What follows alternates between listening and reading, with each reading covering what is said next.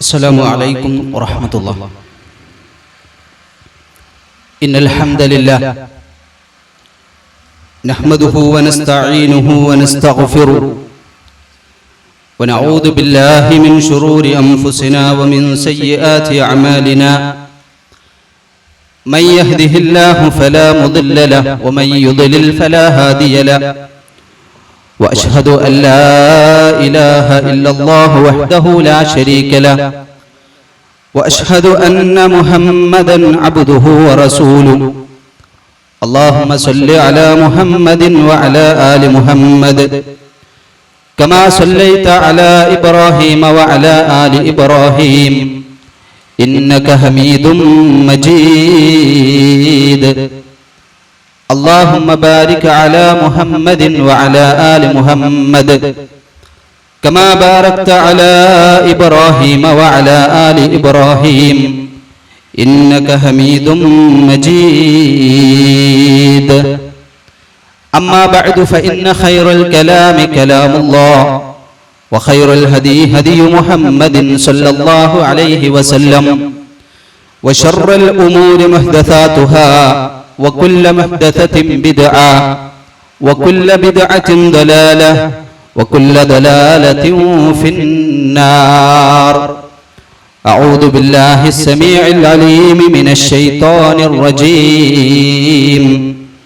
يا أيها الذين آمنوا اتقوا الله حق تقاته ولا تموتن إلا وأنتم مسلمون. ഏറെ പ്രിയം നിറഞ്ഞ സത്യവിശ്വാസികളെ, സഹോദരന്മാരെ, സഹോദരികളെ, ഈ പരിപാടി വീക്ഷിച്ചുകൊണ്ടിരിക്കുന്ന നല്ലവരായ നാട്ടുകാരെ, നിർഭയത്വം തൗഹീദിലൂടെ എന്ന തലവാചകത്തിന് കീഴിൽ നിന്നുകൊണ്ട് ഏതു കാലത്തും പ്രസക്തമായ ഒരു വിഷയത്തെ അധികരിച്ചുകൊണ്ടുള്ള ഒരു ക്യാമ്പയിന്റെ ഭാഗമായി ഈ പരിപാടി ഇവിടെ സംഘടിപ്പിക്കപ്പെടുമ്പോൾ ഇതിന്റെ സംഘാടകർ ഇവിടെ ഉദ്ദേശിച്ച ലക്ഷ്യം പൂവണിയണമെങ്കിൽ നിങ്ങളുടെ ശ്രദ്ധയും അതിനെ തുടർന്നുകൊണ്ടുള്ള പഠനവും അനിവാര്യമാണ് എന്ന് ആമുഖമായി സൂചിപ്പിക്കുകയാണ്. ഏതൊരു വിഭാഗം, ഏതോ ഒരു സംഘടന അവരുടേതായ അജണ്ട നടപ്പിലാക്കുന്നതിന്റെ ഭാഗമായി നടത്തുന്ന ഒരു പരിപാടി എന്ന ഒരു രാഷ്ട്രീയ പ്രസംഗം പോലെയോ ഒരു കവല പ്രസംഗം പോലെയോ മാത്രം നിങ്ങൾ ഇതിനെ നിസാരവൽക്കരിച്ചാൽ അള്ളാഹുവിന്റെ അരികിൽ ഈ വിഷയത്തിലുള്ള എന്റെ അറിവില്ലായ്മ എന്നെ തെറ്റ് ചെയ്യിച്ചു എന്ന ഉദറ് പറയാൻ നിങ്ങൾക്ക് അവസരമില്ലാത്തവണ്ണം ഒരു വേള ഈ പരിപാടി നിങ്ങൾക്കെതിരെയുള്ള സാക്ഷിയാവാൻ സാധ്യതയുണ്ട്. അതുകൊണ്ട് അറിവില്ലായ്മ അള്ളാഹുവിന്റെ അരികിൽ ഇളവാകുന്നത് അത് കേൾക്കാനും പഠിക്കാനും തനിക്ക് അവസരമില്ലാത്ത അത്രയും സമയം മാത്രമാണ്.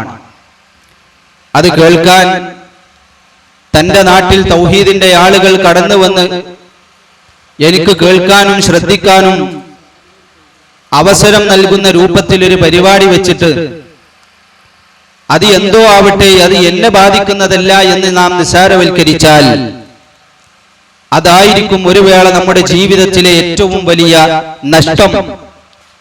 എന്നതുകൊണ്ട് എന്താണ് ഈ പരിപാടിയിൽ ഞങ്ങൾക്ക് പറയാനുള്ളത് എന്ന് പ്രത്യേകം വീക്ഷിക്കണമെന്ന് വിനയത്തോടുകൂടി ആവശ്യപ്പെടുകയാണ്. കഴിഞ്ഞ സംസാരത്തിൽ ബഹുമാന്യനായ പണ്ഡിതൻ അബ്ദുറഹ്മാൻ അൻസാരി അവറുകൾ ഈ തലവാചകത്തിന്റെ പ്രധാന ആശയങ്ങളിലൂടെ നമ്മെ കൊണ്ടുപോകുകയുണ്ടായി. ജീവിതത്തിൽ സമാധാനം ആഗ്രഹിക്കുന്ന മനുഷ്യന്മാർക്ക് മുമ്പിൽ അല്ലാഹു സുബ്ഹാനഹു വ തആല അവതരിപ്പിച്ച സന്ദേശമാണ് തൗഹീദ് എന്ന് പറയുന്നത്. മനുഷ്യന്മാർ സമാധാനം നഷ്ടപ്പെട്ട് ശാന്തി നഷ്ടപ്പെട്ട് ഒരു സമാധാനത്തിന് വേണ്ടി അന്വേഷിക്കുന്ന സമയത്തല്ല അള്ളാഹു തൗഹീദിനെ കുറിച്ച് പരിചയപ്പെടുത്തിയത്. എല്ലാം നഷ്ടപ്പെട്ട് നഷ്ടബോധത്തിന്റെ വലിയ പ്രയാസങ്ങളുടെ ജീവിതങ്ങളിലൂടെ മുന്നോട്ട് പോയിക്കൊണ്ടിരിക്കുമ്പോൾ എന്റെ അടുത്ത് പരിഹാരമുണ്ട് എന്ന് പറഞ്ഞുകൊണ്ടല്ല അള്ളാഹു തൗഹീദിനെ പരിചയപ്പെടുത്തിയത്. മറിച്ച് മനുഷ്യന്റെ സമാധാനം നഷ്ടപ്പെടുന്നതിന് മുമ്പേ ആ തൗഹീദ് അള്ളാഹു പഠിപ്പിച്ചിട്ടുണ്ട്. ആ സമാധാനത്തിന് കേടുപറ്റുന്നതിന് മുമ്പേ തൗഹീദ് പഠിപ്പിച്ചുകൊണ്ടാണ് ആദം നബി അലൈഹിസ്സലാമിനെ അള്ളാഹു ഭൂലോകത്തേക്ക് പറഞ്ഞയച്ചിട്ടുള്ളത്. നമ്മൾ എന്ത് മനസ്സിലാക്കരുത്, മനുഷ്യന്മാര് ശിർക്കൊക്കെ തുടങ്ങിയതിന് ശേഷമാണ്, പാപങ്ങളിൽ മുങ്ങിക്കുളിച്ചതിന് ശേഷമാണ് അള്ളാഹു സത്യസന്ദേശം പരിചയപ്പെടുത്തിയത് എന്ന് നമ്മൾ മനസ്സിലാക്കരുത്. മറിച്ച് അതുവരെ ആ വെളിച്ചത്തിലായിക്കൊണ്ടാണ് ആദം നബി അലൈഹിസ്സലാം ജീവിച്ചത്. ആദം നബി അലൈഹിസ്സലാമും ഹവ്വാ റളിയല്ലാഹു തആല അൻഹയും സ്വർഗത്തിൽ ജീവിച്ചിരുന്ന സന്ദർഭത്തിൽ അവർ തൗഹീദിലായിരുന്നു. അതുകൊണ്ട് തന്നെ അവർ സമാധാനത്തിലായിരുന്നു, അവർ ശാന്തിയിലായിരുന്നു. അവർ മക്കയിലേക്ക് കടന്നു വന്ന്, അല്ലെങ്കിൽ ഭൂമിയിലെ അള്ളാഹു ഉദ്ദേശിച്ച സ്ഥലത്തേക്ക് ഇറങ്ങി വന്ന് ഇവിടെ അവരുടേതായ ജീവിതം തുടർത്തിയപ്പോൾ അവർക്കുണ്ടായ മക്കൾ, ആ മക്കളുടെ എല്ലാം ജീവിതത്തിൽ സമാധാനമുണ്ടായിരുന്നു. എന്തുകൊണ്ട്? അവർ തൗഹീദിലായിരുന്നു. ആ തൗഹീദിലായിരുന്ന സമുദായത്തിന്റെ ഇടക്ക് തൗഹീദ് നിലനിൽക്കെ തന്നെ ചില പാപങ്ങൾ സംഭവിച്ചു. കൊലപാതകങ്ങൾ നടന്നു. തുടർന്നുള്ള മറ്റു പല പാപങ്ങളിലേക്കും പിന്നീടുള്ള മനുഷ്യന്മാരെ എത്തിച്ചേർന്നു. അങ്ങനെ അവസാനം അവർ ശിർക്കിന്റെ മേഖലകളിലേക്ക് കടന്നു ചെല്ലുന്നു. മഹാനായ നൂഹ് അലൈഹിസ്സലാത്തു വസ്സലാം അവിടുന്ന് നിയുക്തനാവാൻ കാരണമാക്കപ്പെടുന്ന ശിർക്കിലേക്ക് മനുഷ്യ സമുദായം പിന്നീട് എത്തിച്ചേരുന്നു. ആ ശിർക്കിന്റെ ഇരുട്ടറകളിലേക്ക് അവർ പ്രവേശിക്കുന്നു. അപ്പോഴാണ് അവർക്ക് ഞങ്ങൾ ഇതുവരെ വെളിച്ചത്തിലായിരുന്നു എന്ന് മനസ്സിലായത്. ആ വെളിച്ചം നഷ്ടപ്പെട്ടു. ആ വെളിച്ചം നഷ്ടപ്പെട്ട ഇരുട്ട് കുറെ കാലമായപ്പോൾ അവർ കരുതി ഈ ഇരുട്ട് തന്നെയാണ് ജീവിതം, ഈ ഇരുട്ട് തന്നെയാണ് സമാധാനം.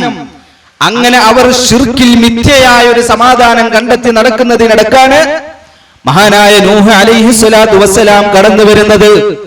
നിങ്ങളിപ്പോൾ ഉള്ളത് ഇരുട്ടിലാണ്, നിങ്ങൾ വെളിച്ചം നഷ്ടപ്പെട്ടവരാണ്. ഈ കാണുന്നതല്ല വെളിച്ചം, ഈ കാണുന്നതല്ല സമാധാനം. മറിച്ച് അല്ലാഹു സുബ്ഹാനഹു വ തആല നിങ്ങൾക്ക് പ്രദാനം ചെയ്തിട്ടുള്ള ഒരു ശാന്തിയുടെ ജീവിതമുണ്ട്, ആശ്വാസത്തിന്റെ ജീവിതമുണ്ട്. അത് നിങ്ങളുടെയൊക്കെ പിതാവ്, നമ്മുടെ എല്ലാം പിതാവ് ആദം നബി അലൈഹിസ്സലാത്തു വസ്സലാം പഠിപ്പിച്ചിട്ടുള്ള ആശ്വാസത്തിന്റെ മാർഗമാണ് എന്ന് പറഞ്ഞ തൗഹീദും വെളിച്ചവും നഷ്ടപ്പെട്ടപ്പോൾ ഇരുട്ടിൽ കുറെ കാലം ജീവിച്ച് ഈ ഇരുട്ട് തന്നെയാണ് സന്തോഷമെന്ന് മനസ്സിലാക്കി തെറ്റിദ്ധരിച്ച് ഒരു സമുദായം അതിൽ പാരമ്പര്യത്തിന്റെ അവകാശവാദവും വെച്ച് നടന്നുകൊണ്ടിരിക്കുമ്പോഴാണ് മഹാനായ നൂഹ് അലൈഹിസ്സലാം കടന്നു വരുന്നത്. എന്നിട്ട് പറഞ്ഞു കൊടുത്തു, നിങ്ങൾ ഇപ്പോൾ ഉള്ളത് യഥാർത്ഥത്തിൽ ഇരുട്ടിലാണ്, നിങ്ങൾ വെളിച്ചത്തിലേക്ക് കടന്നു വരണം. ആ വെളിച്ചത്തിലേക്ക് നിങ്ങൾ കടന്നു വന്നാൽ നിങ്ങൾക്ക് സമാധാനമുണ്ട്, സന്തോഷമുണ്ട്. പക്ഷെ ഭൂരിപക്ഷം പറഞ്ഞു, ഞങ്ങൾക്ക് ഈ പറഞ്ഞ സന്തോഷം വേണ്ട. നീ പറഞ്ഞ സന്തോഷം എന്താണ്? ഞങ്ങൾ ഈ പറയുന്ന ആരാധിച്ചുകൊണ്ടിരിക്കുന്ന വദ്ദിനെയും സുവാഇനെയും യഹൂസിനെയും യഊക്കിനെയും നസ്റിനെയും ഒക്കെ മാറ്റിവെച്ചിട്ട് നീ പറയുന്ന അള്ളാനെ മാത്രം ആരാധിക്കണം എന്നല്ലേ? അങ്ങനെ ഒരു സന്തോഷം ഞങ്ങൾക്ക് വേണ്ട, അങ്ങനെ ഒരു സമാധാനം ഞങ്ങൾക്ക് വേണ്ട. അത് ഞങ്ങളുടെ പാരമ്പര്യത്തെ തച്ചടക്കുന്ന സന്തോഷമാണ്, സമാധാനമാണ്. ആ സമാധാനം ഞങ്ങൾക്ക് വേണ്ട എന്നവരാണ്ട് പ്രഖ്യാപിച്ചു. നൂഹ് അലൈഹിസ്സലാം ആവർത്തിച്ചു പറഞ്ഞു, കാലം കുറെ ജീവിച്ചപ്പം അവരുടെ മനസ്സിന് പിടികൊണ്ട മരവിപ്പാണ്.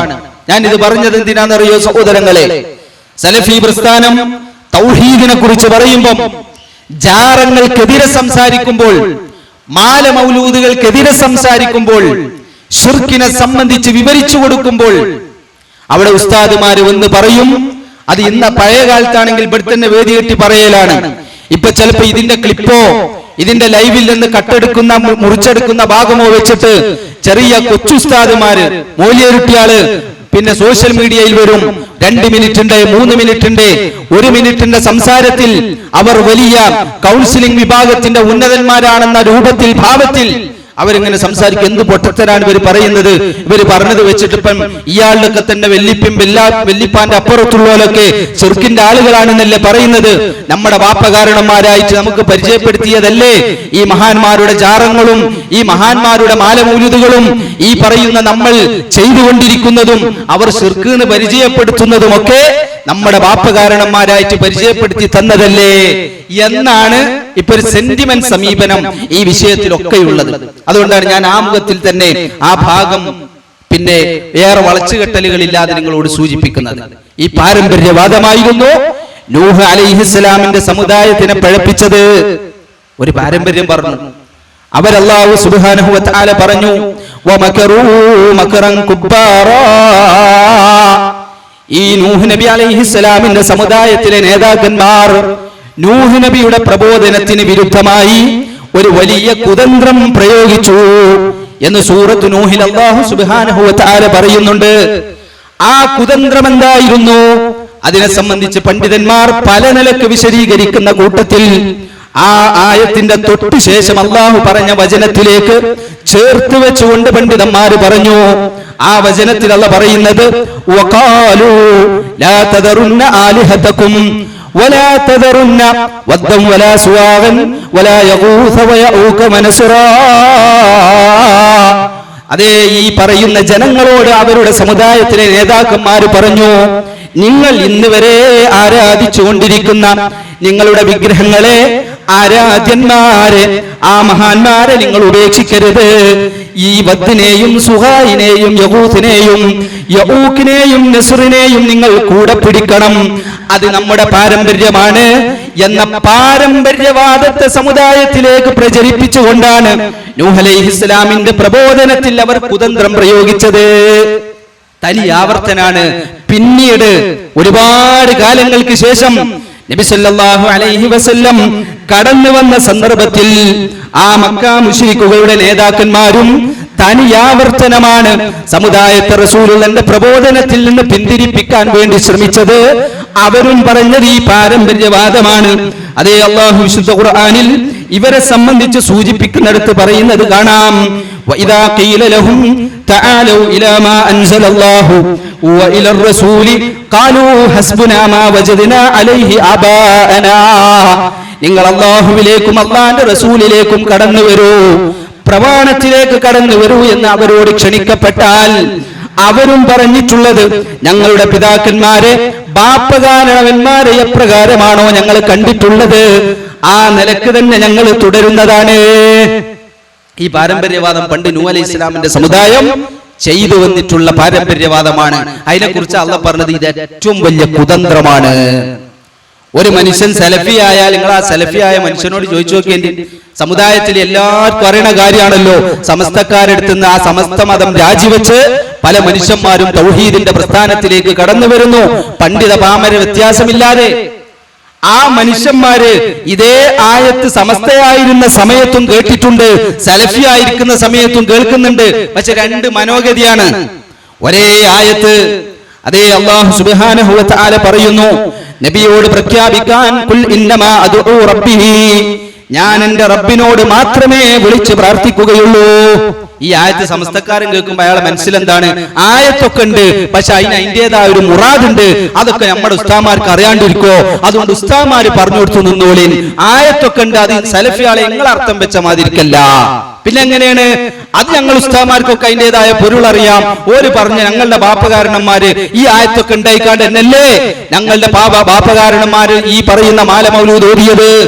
ഈ ആയത്തുകളൊക്കെ ഉണ്ടായിട്ടല്ലേ മഹാന്മാരായ സൂഫി ത്വരീഖത്തിന്റെ നേതാക്കന്മാര് ഈ ജാറങ്ങളൊക്കെ കെട്ടിപ്പൊക്കിയത്, ആ ജാറങ്ങളിലേക്ക് സമുദായത്തെ ക്ഷണിച്ചത്? അപ്പൊ ആയത്തിന് എന്തോ ഒരു പൊരുളുണ്ട്, അതുകൊണ്ട് ബാപ്പകാരണന്മാരെ മുറുകെ പിടിച്ചോ എന്ന അതേ ആശയം ഇന്ന് സമൂഹത്തിൽ ആവർത്തിക്കും. അതിനെ കുറിച്ചാണ് അല്ലാഹു പറഞ്ഞത്, ഇതാണ് ഏറ്റവും വലിയ കുതന്ത്രം. അതാണ് മക്കറു മക്റൻ കുബ്ബാറ. അവർ ഏറ്റവും വലിയ ഒരു കുതന്ത്രം പ്രയോഗിച്ചു. ആ പ്രയോഗിക്കൽ ബാപ്പകാരണന്മാരുടെ പേരും പറഞ്ഞ് സെന്റിമെന്റ്സിൽ ആളുകളെ പിടിച്ചു കെട്ടലാണ്. അതിനാണ് മാറി ചിന്തിക്കുമ്പോഴോ ബാപ്പകാരണന്മാരെ കാര്യം പറയാണെച്ചാല് ബാപ്പകാരണന്മാര് ജീവിച്ചെടുത്ത് ഹൈറും ഷെറും എന്തൊക്കെ ഓരുടെ ജീവിതത്തിൽ നമ്മൾ കാണുന്നു. അവര് പഴയ കാലത്ത് വിശ്വസിച്ച അന്ധവിശ്വാസങ്ങൾ ഭൗതിക രംഗത്തില്ലേ, മെഡിക്കൽ രംഗത്തില്ലേ, വികസന രംഗത്തില്ലേ, ആ രംഗങ്ങളൊക്കെ നമ്മൾ ഇന്ന് അതേമാതിരി പിടിച്ചു നിൽക്കുകയാണെങ്കിൽ ഇന്ന് ലോകത്ത് വികസനം ഉണ്ടാകുമായിരുന്നോ? വികസനം ഉണ്ടാവൂലായിരുന്നു. അതുകൊണ്ട് ഭൗതിക രംഗത്ത് നമ്മൾ ചിന്തിക്കുന്ന പോലെ മനുഷ്യന്മാരല്ലേ, അബദ്ധങ്ങൾ ഉണ്ടാവില്ലേ? അതുകൊണ്ട് അവർക്ക് അബദ്ധങ്ങളില്ലേ, നമുക്ക് അവരെ മാനിക്കാം. അവർ നമ്മുടെ നേതാക്കന്മാരാണ്.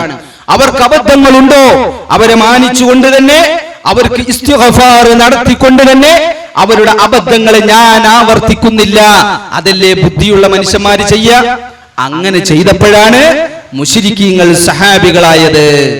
ആലോചിച്ചോക്കിൻ, അല്ലാഹുവിന്റെ റസൂൽ സല്ലല്ലാഹു അലൈഹി വസല്ലം കടന്നു വരുന്ന സന്ദർഭത്തിൽ ഞാൻ പറഞ്ഞല്ലോ, മക്ക മുശ്രിക്കുകൾ ബാപ്പകാരണന്മാരെ പേര് പറഞ്ഞുകൊണ്ടാണ്, പൂർവികന്മാരുടെ പേര് പറഞ്ഞുകൊണ്ടാണ് ആളുകളെ പിടിച്ചു നിർത്തിയത്. ആരാണ് പൂർവികന്മാർ? മഹാനായ ഇബ്രാഹിം നബി അലൈഹിസ്സലാമിന്റെ പേരാണ് അവർ പറഞ്ഞത്. ഇസ്മായിൽ നബി അലൈഹിസ്സലാമിന്റെ പേരാണ് അവർ പറഞ്ഞത്.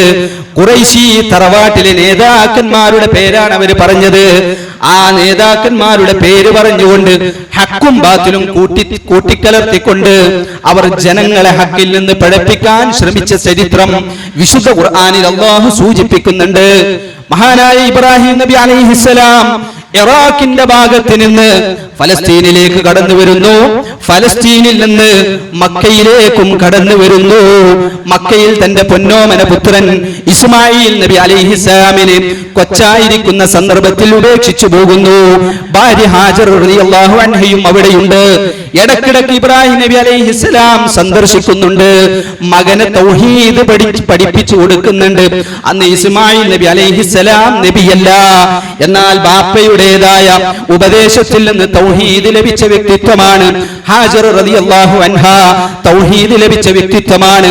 അങ്ങനെ അല്ലാഹു തആലയെ മാത്രം ആരാധിക്കാൻ വേണ്ടി ഇസ്മായിൽ നബി അലൈഹിസ്സലാമിന്റെ കൂടി സഹായത്തോടെ ഇബ്രാഹിം നബി അലൈഹിസ്സലാം കഅബാലയം കെട്ടിപ്പടുക്കുന്നു. കഅബാലയത്തിന്റെ പരിസരത്തിൽ നിന്ന് ബാങ്ക് വിളിക്കുന്നു. ഇസ്മായിൽ നബി അലൈഹിസ്സലാം കഅബാലയത്തിന്റെ പരിസരത്ത് നിന്നുകൊണ്ട് അല്ലാഹുവിനെ ആരാധിക്കുന്നു, നിസ്കരിക്കുന്നു, ഇബാദത്തുകൾ ചെയ്യുന്നു, തവാഫ് ചെയ്യുന്നു, സഅയ് ചെയ്യുന്നു, ഹജ്ജ് നിർവഹിക്കുന്നു. അങ്ങനെ പിന്നീട് അവിടേക്ക് ആളുകൾ കടന്നു വരുന്നു.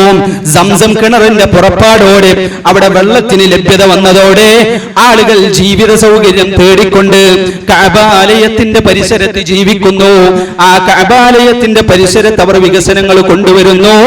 അവരെല്ലാവരും ഹാജർ റളിയല്ലാഹു അൻഹയുടെ നേതൃത്വത്തിൽ, ഇസ്മായിൽ നബി അലൈഹിസ്സലാമിന്റെ നേതൃത്വത്തിൽ കഅബാലയത്തിന്റെ പരിസരത്ത് അല്ലാഹുവിനെ മാത്രം ആരാധിച്ചുകൊണ്ട് ജീവിക്കുന്നു. ഇസ്മായിൽ നബി അലൈഹിസ്സലാമിന് അല്ലാഹു വഹ്യ് കൊടുക്കുന്നു. അദ്ദേഹം നബിയായി തിരഞ്ഞെടുക്കപ്പെടുന്നു. ഇബാദത്തിന്റെ വ്യത്യസ്ത രൂപങ്ങളെ കുറിച്ച്, അല്ലാഹുവിനെ മാത്രം ആരാധിക്കുന്നതിനെ കുറിച്ച് ഇസ്മായിൽ നബി അലൈഹിസ്സലാം ഇടതടവില്ലാതെ ജനങ്ങളെ ഉപദേശിക്കുന്നു, പ്രബോധനം ചെയ്യുന്നു. അങ്ങനെ ഇസ്മായിൽ നബി അലൈഹിസ്സലാമിന്റെ മരണം സംഭവിക്കുന്നു. അദ്ദേഹത്തിന്റെ മക്കളിലൂടെ ആ തൗഹീദ് നിലനിൽക്കുന്നു. അങ്ങനെ അത് തുടർന്ന് വന്നുകൊണ്ടിരിക്കെ ഈ പാരമ്പര്യവാദത്തിന്റെ ആളുകൾക്കൊരു നേതാവ് കടന്നു വരികയാണ്. ആരാണ് ആ നേതാവ്? അംർ ഇബ്നു ലുഹയ്യ് ലഅനത്തുല്ലാഹി അലൈഹി. അംർ ഇബ്നു ലുഹയ്യ് എന്ന് പറയുന്നത് ഖുറൈശി തറവാട്ടിലെ ഒരു നേതാവാണ്. ഇസ്മായിൽ നബി അലൈഹിസ്സലാമിനെ ആദരിച്ചതുപോലെ, ശേഷമുള്ള അദ്നാനികളെ ആദരിച്ചതുപോലെ ഈ നേതാവിനെയും ജനങ്ങൾ ആദരിച്ചു. പക്ഷെ നേതാവിനൊരു പ്രശ്നമുണ്ടായിരുന്നു. അയാൾക്ക് ഇസ്മായിൽ നബി അലൈഹിസ്സലാം പഠിപ്പിച്ച തൗഹീദിന്റെ പാരമ്പര്യം അറിവില്ലായിരുന്നു. ശിർക്കിന്റെ ഗൗരവത്തെ കുറിച്ച് ബോധ്യമില്ലായിരുന്നു. എന്താണ് തൗഹീദ്, എന്താണ് ശിർക്ക് എന്നതിനെ കുറിച്ച് ധാരണയില്ലായിരുന്നു. അയാൾ ഒരുപാട് വികസനങ്ങൾ ജനങ്ങൾക്ക് വേണ്ടി കൊണ്ടുവന്നു. ആ വികസനങ്ങൾക്ക് വേണ്ടി ചിന്തിച്ചു. അങ്ങനെ ഒരിക്കൽ ഈ മനുഷ്യൻ ഷാമിലേക്ക് യാത്ര പോവുകയാണ്.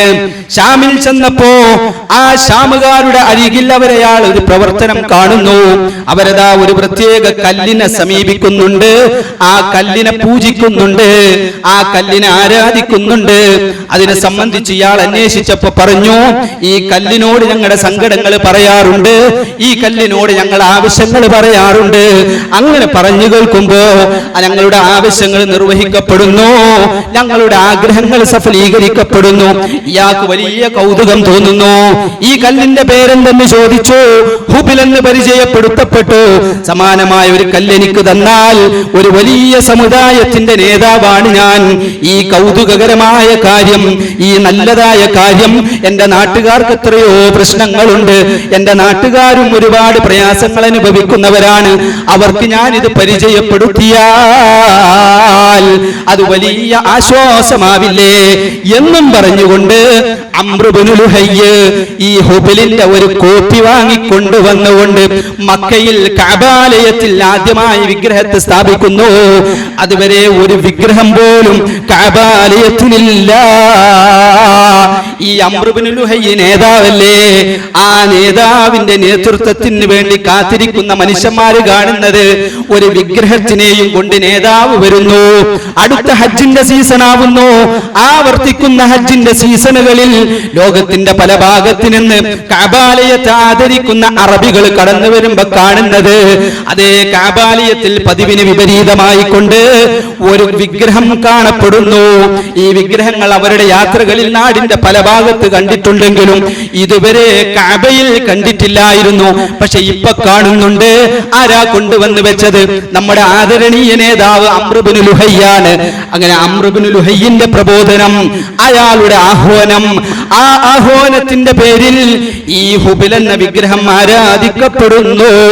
നേതാവിന്റെ ഈ പ്രവൃത്തിയിൽ ആകൃഷ്ടരായ മനുഷ്യന്മാര് ലോകത്തിന്റെ നാനാഭാഗത്ത് സഞ്ചരിക്കുമ്പോ പല ഗോത്രക്കാരും ഇതുപോലെ പല പല വിഗ്രഹങ്ങളെ ആരാധിക്കുന്നത് കണ്ടിട്ട് ആ വിഗ്രഹങ്ങളുടെയൊക്കെ ഓരോ കോപ്പി കൊണ്ടുവന്ന് കഅബാലയത്തിൽ കൊണ്ടുവെക്കുന്നു. നേതാവിന്റെ മരണശേഷവും അത് ആവർത്തിക്കുന്നു. അങ്ങനെ നബി സല്ലല്ലാഹു അലൈഹി വസല്ലം വന്നപ്പോ 300 ചില്ലാനം വിഗ്രഹങ്ങളുടെ ഒരു അഭയകേന്ദ്രമെന്നോണം കഅബാലയം മുശ്രിക്കുകളാൽ മാറ്റപ്പെട്ട ചരിത്രമല്ലേ നമ്മൾ കാണുന്നത്. ഈ പാരമ്പര്യമാണ് മക്ക മുശ്രിക്ക് പറഞ്ഞത്. പക്ഷേ അവർക്ക് ഇബ്രാഹിം നബി അലൈഹി ഇസ്ലാമിന്റെ കഥ ഓർമ്മയില്ല, ഇസ്മായിൽ നബി അലൈഹി ഇസ്ലാമിന്റെ കഥ ഓർമ്മയില്ല. കേരളത്തിലേക്ക് കടന്നു വന്നാലും മാലിക് ബിൻ ദീനാർ റഹിമഹുള്ളയുടെ പാരമ്പര്യം പറയാറുണ്ട്. റസൂലിന്റെ കാലത്തോ സഹാബത്തിന്റെ കാലത്തോ താബിഈങ്ങളുടെ കാലത്തോ ഇസ്ലാം കടന്നു വന്ന കേരളത്തിന്റെ പാരമ്പര്യം പറയാറുണ്ട്. അങ്ങനെ പാരമ്പര്യം പറഞ്ഞിട്ട് പിന്നെ ചൂട്ടുന്നത് ആ പാരമ്പര്യം ജാറത്തിന്റെ പാരമ്പര്യമാണെന്നാണ്, മാല മൗലൂദുകളുടെ പാരമ്പര്യമെന്നാണ്. പക്ഷേ റസൂലുള്ള ചൊല്ലിയ മാല ഏതാണ്? അവിടുന്ന് കെട്ടിപ്പൊക്കിയിട്ടുള്ള വിഗ്രഹം ഏതാണ്? അവിടുന്ന് കെട്ടിപ്പൊക്കിയിട്ടുള്ള ജാറമേതാണ്? ആ മാലിക് ബിൻ ദീനാർ കൊണ്ടുവന്നിട്ടുള്ള ജാറം ഏതാണെന്ന് ചോദിച്ചാൽ അതിനുത്തരമില്ല. ഈ പറയുന്ന മക്ക മുശ്രിക്കിന്റെ പാരമ്പര്യം പോലെ. അങ്ങനെ അംർ ഇബ്നു ലുഹയ്യ് ഈ വിഗ്രഹങ്ങളെ കൊണ്ടുവന്നു എന്ന് മാത്രമല്ല, പിന്നീട് വിഗ്രഹങ്ങളുടെ എണ്ണം കൂട്ടി, വിഗ്രഹങ്ങൾക്ക് വേണ്ടി പ്രത്യേകമായ മഠങ്ങൾ സ്ഥാപിച്ചു. ഓരോ ഗോത്രക്കാരും അവർ ഓരോ നാട്ടിൽ നിന്ന് കണ്ടുകിട്ടുന്ന വിഗ്രഹങ്ങളുടെ ഒരു കോപ്പി കഅബാലയത്തിൽ വെക്കുന്നു. പിന്നീട് അവരുടെ ഗോത്രം കൂടി താമസിക്കുന്ന പ്രദേശത്തൊരു മഠമുണ്ടാക്കിയിട്ട് ആ മഠത്തിലൊരു വിഗ്രഹവും വെക്കുന്നു. അതിന്റെ ഒരു കോപ്പി അവർ വീട്ടിലും കൊണ്ടുവെക്കുന്നു, മറ്റൊരു കോപ്പി തന്റെ യാത്രയിൽ കയ്യിലും സൂക്ഷിക്കുന്നു. അങ്ങനെ വിഗ്രഹങ്ങളെ കൂടെ കൂട്ടിക്കൊണ്ട് ഇവര് നടക്കുമ്പോ ഈ പറയുന്ന ഹജ്ജിന്റെ സീസണിലും ഉംറയുടെ സീസണിലുമൊക്കെ എവിടെന്നാ ഇവർക്ക് ഹജ്ജ് കിട്ടിയത്? ഇബ്രാഹിം നബിയുടെ അരികിൽ നിന്നാണ്. ഉംറ കിട്ടിയത് ഇബ്രാഹിം നബിയുടെ അരികിൽ നിന്നാണ്. പക്ഷേ അതിലൊക്കെ ഭേദഗതികൾ സംഭവിക്കുന്നു. അംർ ഇബ്നു ലുഹയ്യിന്റെയും ശേഷമുള്ള നേതാക്കന്മാരുടെയും വിവരക്കേടിന്റെ അടിസ്ഥാനത്തിൽ ഖുറൈശികളല്ലാത്തവർ നഗ്നരായിട്ടല്ലാതെ കഅബാലയം തവാഫ് ചെയ്യരുതെന്ന് അവരൊരു ഫത്വ നിർമ്മിക്കുന്നു. കാരണം നമ്മൾ ഈ വസ്ത്രം കൊണ്ടല്ലേ പാപം ചെയ്യുന്നത്, അതുകൊണ്ട് പാപികളായ നമ്മുടെ പാപത്തിന്റെ വസ്ത്രം കൊണ്ട് അള്ളാനെ സമീപിക്കരുതല്ലോ. അതുകൊണ്ട് അല്ലാഹുവിന്റെ മുമ്പിൽ നഗ്നമായി തവാഫ് ചെയ്യണമെന്ന് അവർ ഓർഡർ പുറപ്പെടുവിക്കുന്നു. ചില ഒട്ടകങ്ങളൊക്കെ ആളുകൾ ആ ഒട്ടകങ്ങളെ ഉപയോഗിക്കുന്നില്ല, അതിന്റെ പാല് കറക്കുന്നില്ല, അതിൻ്റെതായ പുറത്തു കയറി സഞ്ചരിക്കുന്നില്ല, അത് ആരെങ്കിലും ആക്രമിച്ചാൽ പിടിച്ചുകെട്ടുന്നില്ല. കാരണം അതും അംർ ഇബ്നു ലുഹൈന്റെ ഓർഡറാണ്. അതിനെ സംബന്ധിച്ചല്ലേ അല്ലാഹു സുബ്ഹാനഹു വ തആല പറഞ്ഞത്, മാ ജഅലല്ലാഹു മിൻ ബഹീറത്തിൻ വലാ സായിബത്തിൻ വലാ വസീലത്തിൻ വലാ ഹാം. സായിബത്ത് എന്ന വിഭാഗത്തെയോ ബഹീറത്ത് എന്ന വിഭാഗത്തെയോ വസീലത്ത് എന്ന വിഭാഗത്തെയോ ഹാം എന്ന വിഭാഗത്തെയോ ഒട്ടകങ്ങളുടെ കൂട്ടത്തിൽ അല്ലാഹു നിശ്ചയിച്ചിട്ടില്ല. എന്തിനാ അങ്ങനെ പറഞ്ഞത്? ഈ പേരൊക്കെ എന്താണെന്നറിയോ? ഇവര് പറഞ്ഞു, ഒരു ഒട്ടകം, ആ ആണൊട്ടകത്തിൽ നിന്ന് തുടർച്ചയായി ആണൊട്ടകങ്ങൾ പ്രസവിക്കപ്പെട്ടാൽ, ഒരാണൊട്ടകത്തെ ഉപയോഗിച്ച് ആ ആണൊട്ടകത്തിന്റെ പേരിൽ തുടർച്ചയായി കുറെ ആണൊട്ടകങ്ങൾ ഉണ്ടായാൽ അത് വിഗ്രഹങ്ങൾക്ക് നേർച്ചയാണ്, അല്ലെങ്കിൽ അല്ലാഹു തആലാക്ക് നേർച്ചയാണ്. അതിനെ തൊടാൻ പാടില്ല, അതിന്റെ പുറത്ത് കയറാൻ പാടില്ല, അതിന്റെ പാല് കറക്കാൻ പാടില്ല. ഇങ്ങനെ ഒന്ന് ഒരു ഓർഡർ കണ്ടിട്ടു. അപ്പൊ ധാരാ വെച്ചത് എന്ന് വെച്ചാൽ അത് അംർ ഇബ്നു ലുഹൈ തുടങ്ങിയതാണല്ലോ. അങ്ങനെ അതിനുശേഷം പിന്നീട് ഓരോരുത്തർ കൊണ്ടുവന്നു. എന്നിട്ട് ഇതാണ് മക്കാ മുശ്രിക്കീങ്ങൾ പാരമ്പര്യം എന്ന് പറഞ്ഞത്. ഞാൻ ഈ ഓതിയ ആയത്ത് സൂറത്തുൽ മാഇദയുടെ 103-ാമത്തെ ആയത്താണ്. ഈ ഒട്ടകങ്ങളെ കുറിച്ചുള്ള പറയണേ. തൊട്ടടുത്ത ആയത്ത് എന്താ അറിയോ? ഞാൻ നേരത്തെ ആദ്യങ്ങളോട് പറഞ്ഞ ആയത്താണ്. ഇതിന്റെ തൊട്ട് ശേഷമുള്ള ആയത്ത് എന്താണ്? വഇദാ ഖീല ലഹും തആലൂ ഇലാ മാ അൻസലല്ലാഹു വ ഇലർ റസൂൽ. അല്ലാഹുവിന്റെ റസൂൽ ഈ വിഷയത്തിൽ പറഞ്ഞ നിലപാടിലേക്ക് നിങ്ങൾ കടന്നു വരൂ. അതെന്താണ് നിലപാട്? നേർച്ച അല്ലാഹുവിന് മാത്രമാണ്. ആ നേർച്ചയുടെ പേരിൽ ഒരു ഒട്ടകവും അവഗണിക്കപ്പെടുന്നില്ല. ഒരു ഒട്ടകത്തിന് അല്ലാഹു തആലാക്ക് വേണ്ടി ഒരാൾ നേർച്ചയാക്കിയാൽ അതിന്റെ അർത്ഥം ഇനി ആ ഒട്ടകത്തിന്റെ പുറത്ത് കയറരുതെന്നല്ല, മറിച്ച് ആ ഒട്ടകത്തിന് അറുക്കാം, അതിന്റെ മാംസം സാധുക്കൾക്ക് വിതരണം ചെയ്യാം.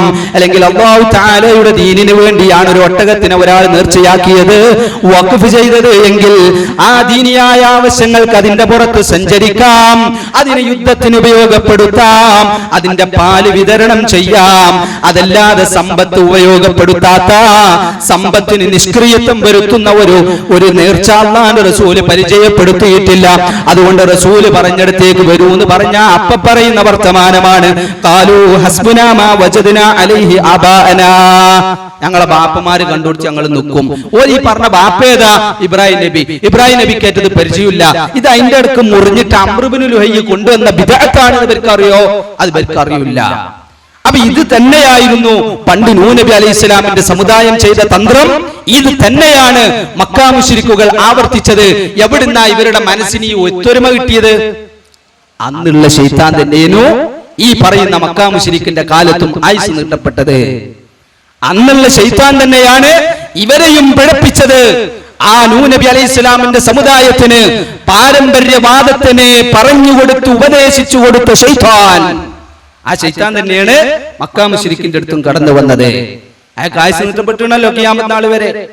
അതേ സംഗതി തന്നെയാണ് ലോകത്തിന്റെ എവിടെയും ഈ ജാറ വ്യവസായം നടക്കുന്നിടത്ത്, ഈ പറയുന്ന റബ്ബല്ലാത്തവനെ വിളിച്ച് പ്രാർത്ഥിക്കുന്നിടത്ത്, സങ്കടങ്ങൾ വരുമ്പോൾ ഈ വിഗ്രഹങ്ങളെയോ ഈ പറയുന്ന ജാറങ്ങളെയോ സമീപിക്കുന്ന വ്യക്തികളുടെ അരികിലേക്ക് പോയാൽ അവര് പറയുന്ന പാരമ്പര്യങ്ങൾ അങ്ങനെയൊക്കെയാണ് കേട്ടുകേൾവി, അങ്ങനെയാണ് നമ്മുടെയൊക്കെ ധാരണ എന്ന് പറഞ്ഞിട്ട് ഇതിങ്ങനെ ആവർത്തിച്ച് ചെയ്തുകൊണ്ടിരിക്കുക എന്നുള്ളതാണ്. അപ്പൊ അത് എവിടുന്നാണ് ഇപ്പോഴും ആ ഒരുമ കിട്ടിയത്? ഇപ്പോഴും അതേ ശൈത്താൻ തന്നെയാണ് ജീവിച്ചിരിക്കുന്നത്. അപ്പൊ ഈ പാരമ്പര്യവാദത്തിന് പ്രസക്തി ഇല്ല. പാരമ്പര്യവാദത്തിന് പ്രസക്തി ഉണ്ട്, പക്ഷെ ഈ പാരമ്പര്യവാദത്തിന് പ്രസക്തി ഇല്ല. ഇപ്പം മുസ്ലിമുകളെ സംബന്ധിച്ചിടത്തോളം നമ്മൾ പാരമ്പര്യം ബാധിക്കും. ആ പാരമ്പര്യം ബാധിക്കുമ്പോൾ നമ്മൾ ഒന്നാമത് പറയുന്ന പേര് മുഹമ്മദ് സല്ലല്ലാഹു അലൈഹി വസല്ലം, പിന്നെ സഹാബത്ത്, പിന്നെ താബിഈകൾ, പിന്നെ തബഉ താബിഈകൾ. അവിടുന്ന് ഇങ്ങോട്ട് പാരമ്പര്യം വന്നാൽ നമുക്ക് മനസ്സിലാവും ഇതിന്റെ ഇടയ്ക്ക് എവിടുന്നാണ് ഈ ജാറ വ്യവസായത്തിലേക്ക് ഇസ്ലാം വന്നത്. ഇസ്ലാം വരാന്നാണ്, ഇസ്ലാം വരൂല മുസ്ലിങ്ങൾ വന്നത്. കാരണം എന്താ? അള്ളാഹുവിന്റെ റസൂൽ സല്ലല്ലാഹു അലൈഹി വസല്ലം അവിടുന്ന് കൽപ്പിച്ചതാണ്, കെട്ടിയുയർത്തപ്പെട്ട ഒരു ജാറവും തട്ടിനരപ്പാക്കാതെ ഉപേക്ഷിക്കല്ല. അലി റളിയല്ലാഹു അൻഹുവിനോട് ഓർഡർ കൊടുത്തതാണ്. ആ പറയുന്ന ജാറങ്ങൾ അന്ന് ആചരിച്ചു കൊണ്ടിരുന്നത്, അന്ന് പൂജിച്ചു കൊണ്ടിരുന്നത്, അന്ന് അതിന്റെ പരിചരണത്തിന് ധാർമ്മികമായ ഉത്തരവാദിത്തം ഏറ്റെടുത്തത് അത് ജൂതന്മാരും ക്രിസ്ത്യാനികളുമായിരുന്നു.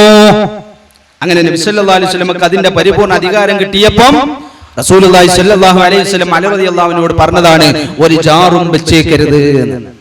അന്ന് മഹാന്മാരെ പേരിലേന് ജാറുണ്ടായിരുന്നത്, അന്ന് അതിനെ പരിചരിച്ചിരുന്നത് ഈ പറയുന്ന വേദക്കാരായിരുന്നു. അങ്ങനെ തുടർന്നു. നബി സല്ലല്ലാഹു അലൈഹി വസല്ലമയുടെ കാലം കഴിഞ്ഞു. അതിനുശേഷം ഖലീഫമാരുടെ കാലം ഹിജ്റ 41 അവസാനിച്ചു. അതിനുശേഷം അമവി ഖിലാഫത്ത് കടന്നു വന്നു. അത് ഹിജ്റ 132 വരെ തുടർന്നു. അതിനുശേഷം 132 മുതൽ അബ്ബാസികളുടെ ഖിലാഫത്ത് വന്നു. ഈ സമയത്തൊക്കെ ജാറമുണ്ടായിരുന്നു, പക്ഷെ ഇസ്ലാമിക ഗവൺമെന്റിന്റെ ഉള്ളിലില്ലായിരുന്നു. നബി സല്ലല്ലാഹു അലൈഹി വസല്ലം വഫാത്താവുമ്പോൾ ജാറുണ്ടേനു, പക്ഷേ റസൂലുള്ള ഭരിക്കുന്ന അറേബ്യൻ ഉപഭൂഖണ്ഡത്തിലില്ലായിരുന്നു. പിന്നെ എവിടെയുള്ളത്? ചൈനയിലുണ്ട്, റോമൻ പ്രദേശങ്ങളിലുണ്ട്, ഈ പറയുന്ന വേദക്കാര് ഭരിച്ചിരുന്ന സ്ഥലങ്ങളിൽ അപ്പോഴും ജാറങ്ങൾ ഉണ്ടായിരുന്നു, പക്ഷെ മുസ്ലിം ഭരണ പ്രവിശ്യകളിൽ ഇല്ലായിരുന്നു. പിന്നെ എപ്പോഴാ വന്നത്?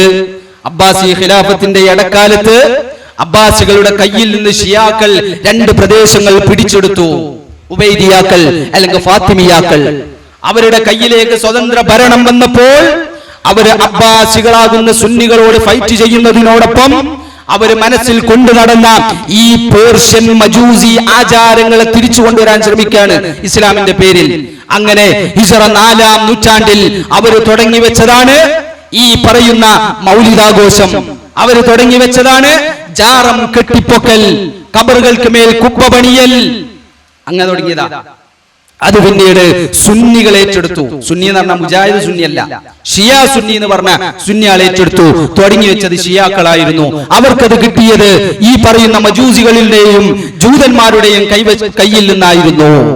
അത് പാരമ്പര്യം പറയുമ്പോൾ അവിടെ ഇങ്ങോട്ട് നോക്കിയാൽ കാര്യം മനസ്സിലാവുന്ന പറയുന്നത്. പക്ഷെ ഇവിടുന്ന് അങ്ങോട്ട് നോക്കിയാലോ അത് പഴച്ചു പോകും. അതുകൊണ്ട് ഏത് വിഷയത്തിലും നിങ്ങൾ നോക്കി, ഇപ്പൊ ഈ ഇന്നത്തെ പരിപാടിയുടെ തലക്കെട്ട് തന്നെ നിർഭയത്വം തൗഹീദിലൂടെയെന്ന് മുജാഹിദുകളുടെ എക്കാലത്തെയും പ്രമേയമാണ്. എക്കാലത്തെയും പ്രമേയമാണ്.